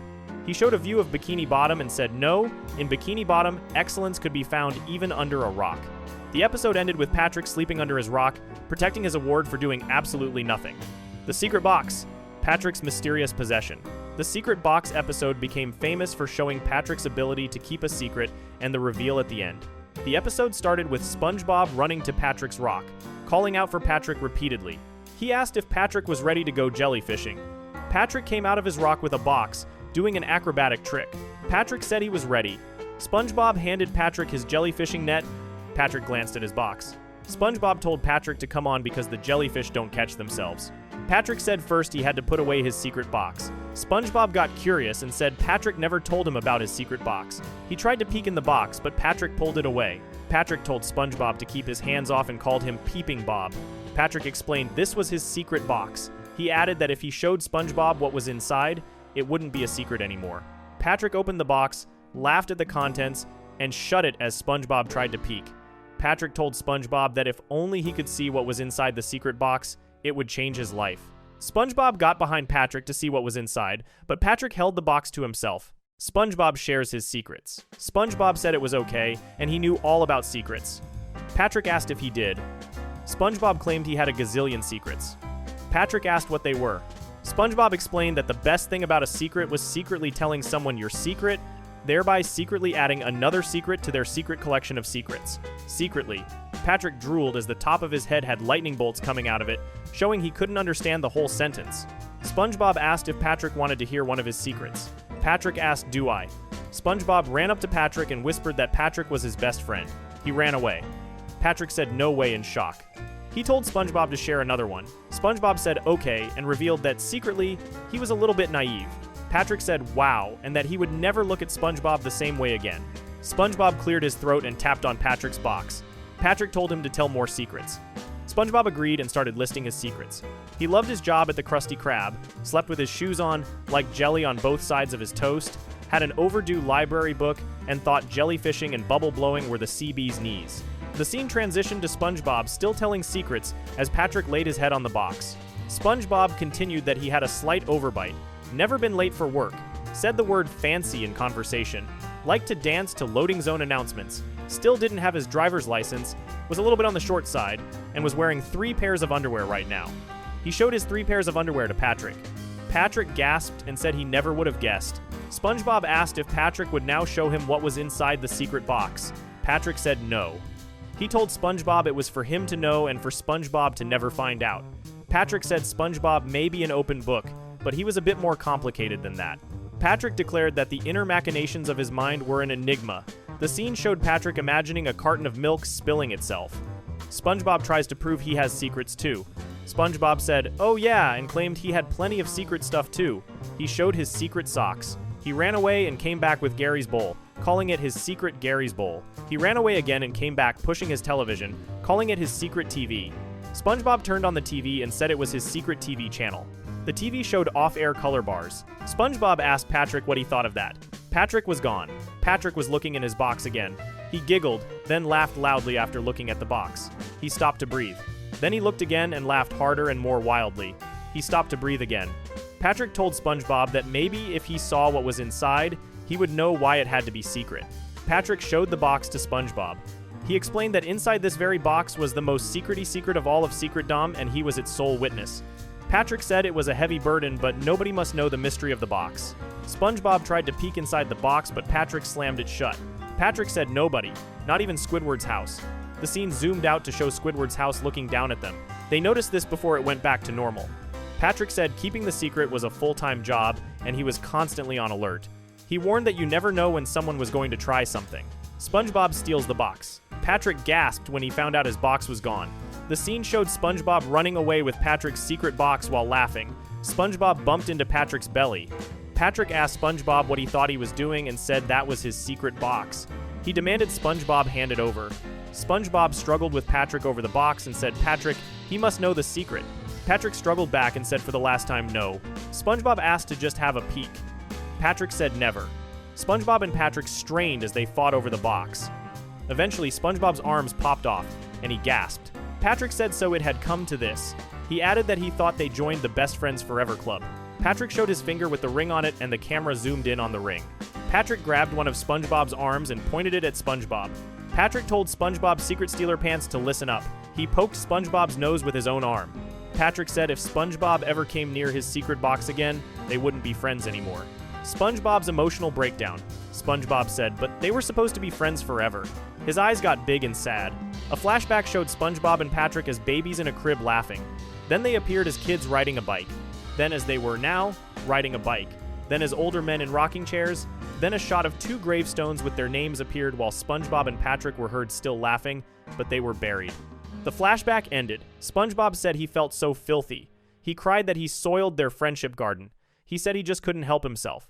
SpongeBob jumped on Patrick and said he knew it was Patrick's secret. He promised to respect that and begged Patrick to forgive him. Patrick said he guessed it wasn't all SpongeBob's fault. After all, this was a pretty great secret. Patrick said he meant, how could SpongeBob resist the greatest secret ever? A close-up showed Patrick's box. Patrick called it the most amazing, mysterious, powerful secret in all Bikini Bottom. He stuck the box in SpongeBob's eyes, and the eyes popped out, then back in. SpongeBob's eyes were glued to the box for a moment before going back to him. SpongeBob asked what Patrick said and called him Buddy. He asked if they were friends. Patrick said friends. They shook hands. The scene cut to a night view of SpongeBob's house. Then inside, as SpongeBob talked to himself. SpongeBob's midnight mission. SpongeBob wondered what could be in that box that Patrick didn't want him to see. Maybe it was the world's only albino jellyfish. He slid down in his bed. Or maybe Patrick was a master jewel thief and it was full of diamonds. SpongeBob sat up. Or maybe Patrick was a deranged maniac who kept his victims' severed heads in a box. He hid himself in the blanket and shivered. SpongeBob said, or even worse, maybe it was an embarrassing snapshot of him from the Christmas party. He screamed and hurled himself toward the bedroom window. SpongeBob declared he was going to find out what was in that secret box. He said he wasn't going to rest until he did. SpongeBob's face popped off and stuck onto his back. SpongeBob asked himself how you look into a secret box. He answered secretly, of course. He jumped off the window and said he would just take the box while Patrick was sleeping, look inside, and before Patrick even had time to notice, he would slide it back. He turned around to show only his nose, then turned back around. SpongeBob said Patrick wouldn't know and he would have his own little secret. He asked Gary if it was a good idea. Gary narrowed his eyes and said no. SpongeBob told Gary he didn't know anything because he was a snail. Breaking into Patrick's house. SpongeBob snuck over to Patrick's house. He put on gloves and a ski mask, crawled up the rock with his back, and tore himself in half to get both halves under the rock. He landed and noticed Patrick sleeping. SpongeBob screamed gibberish and drooled. He hid behind the portrait of SpongeBob and Patrick. SpongeBob peeked and the wall started to crack. Patrick mumbled in his sleep and the wall cracked even more. The nail fell off. Patrick grabbed the nail with his foot and put it back. Patrick said the word secret in his sleep. SpongeBob thought to himself that he had to be more quiet because he didn't want to wake Patrick up. He slid down the wall from the portrait and made a loud noise when he touched the floor. Patrick stretched and then went back to sleep. SpongeBob lifted his leg and Patrick made another noise. Patrick tossed himself over on the bed. SpongeBob put his leg down, which made a loud noise.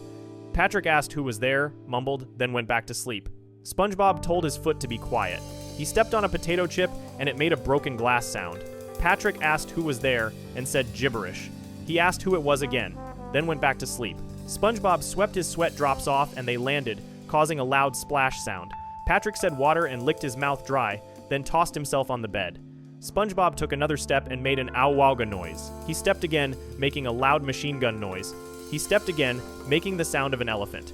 SpongeBob stretched his leg near the side of the bed, which sounded like a speeding car. He took the step, making the noise of a car crash. The loudest sneaking attempt ever. SpongeBob peeked above Patrick to see the box. He got ready to reach for it, but Patrick took the box before SpongeBob could grab it. Patrick said good old secret box and asked what was inside.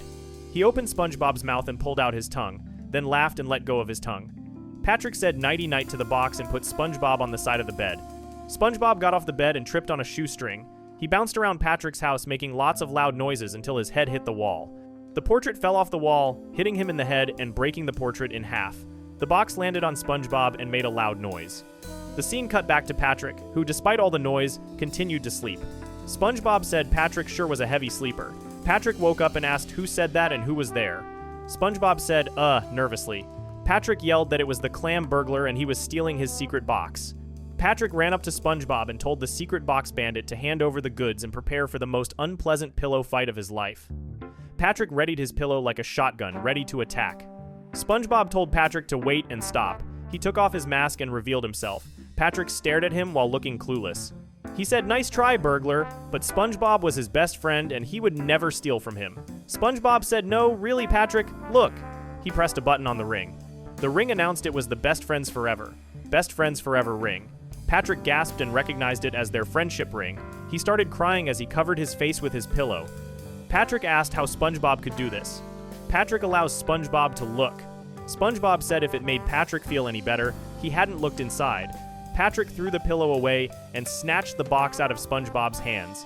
A tear came out of Patrick's eye. He told SpongeBob that was it and he crossed the line.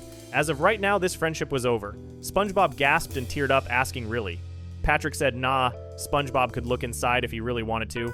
SpongeBob said okay and called this one of the most exciting moments of his life. He announced that here it goes and lifted the lid off the box. SpongeBob looked confused and said, huh. Patrick asked if he was right and if the contents were great. The scene showed a string inside the box. SpongeBob said it was just a string. Patrick corrected him and said it was a secret string. SpongeBob admitted that when Patrick was right, he was right. SpongeBob said that was some secret box Patrick had there. He thanked Patrick for showing him and put the lid back on the box. SpongeBob said goodnight to Patrick and that he would see him tomorrow. Patrick said goodnight to SpongeBob. SpongeBob popped out of Patrick's house. The real secret revealed. SpongeBob walked away saying he should have known. It was just a piece of string all along. He laughed and said, wait until he told Gary. Meanwhile, Patrick laughed menacingly. He said, good thing SpongeBob didn't pull the secret string. Patrick pulled the string and a secret compartment opened. Patrick said it opened the secret compartment of his secret box. He took out a photo and said it revealed one embarrassing snapshot of SpongeBob at the Christmas party. The scene cut to the Bikini Atoll. Patrick said Merry Christmas to SpongeBob and laughed as the screen faded to black, ending the episode. These 3 episodes cemented Patrick's place as one of the most memorable characters in SpongeBob SquarePants. His emotional breakdown in Valentine's Day showed how quickly his mood could shift from patient to absolutely destructive. The "No, this is Patrick" moment became an internet sensation, representing the confusion and frustration that comes from simple miscommunication. The secret box demonstrated Patrick's surprising ability to keep a secret and his playful nature in protecting an embarrassing photo of his best friend. Together, these moments created a character fans would remember and quote for years to come. If you enjoyed the video, make sure to subscribe, and I'll see you in the next video.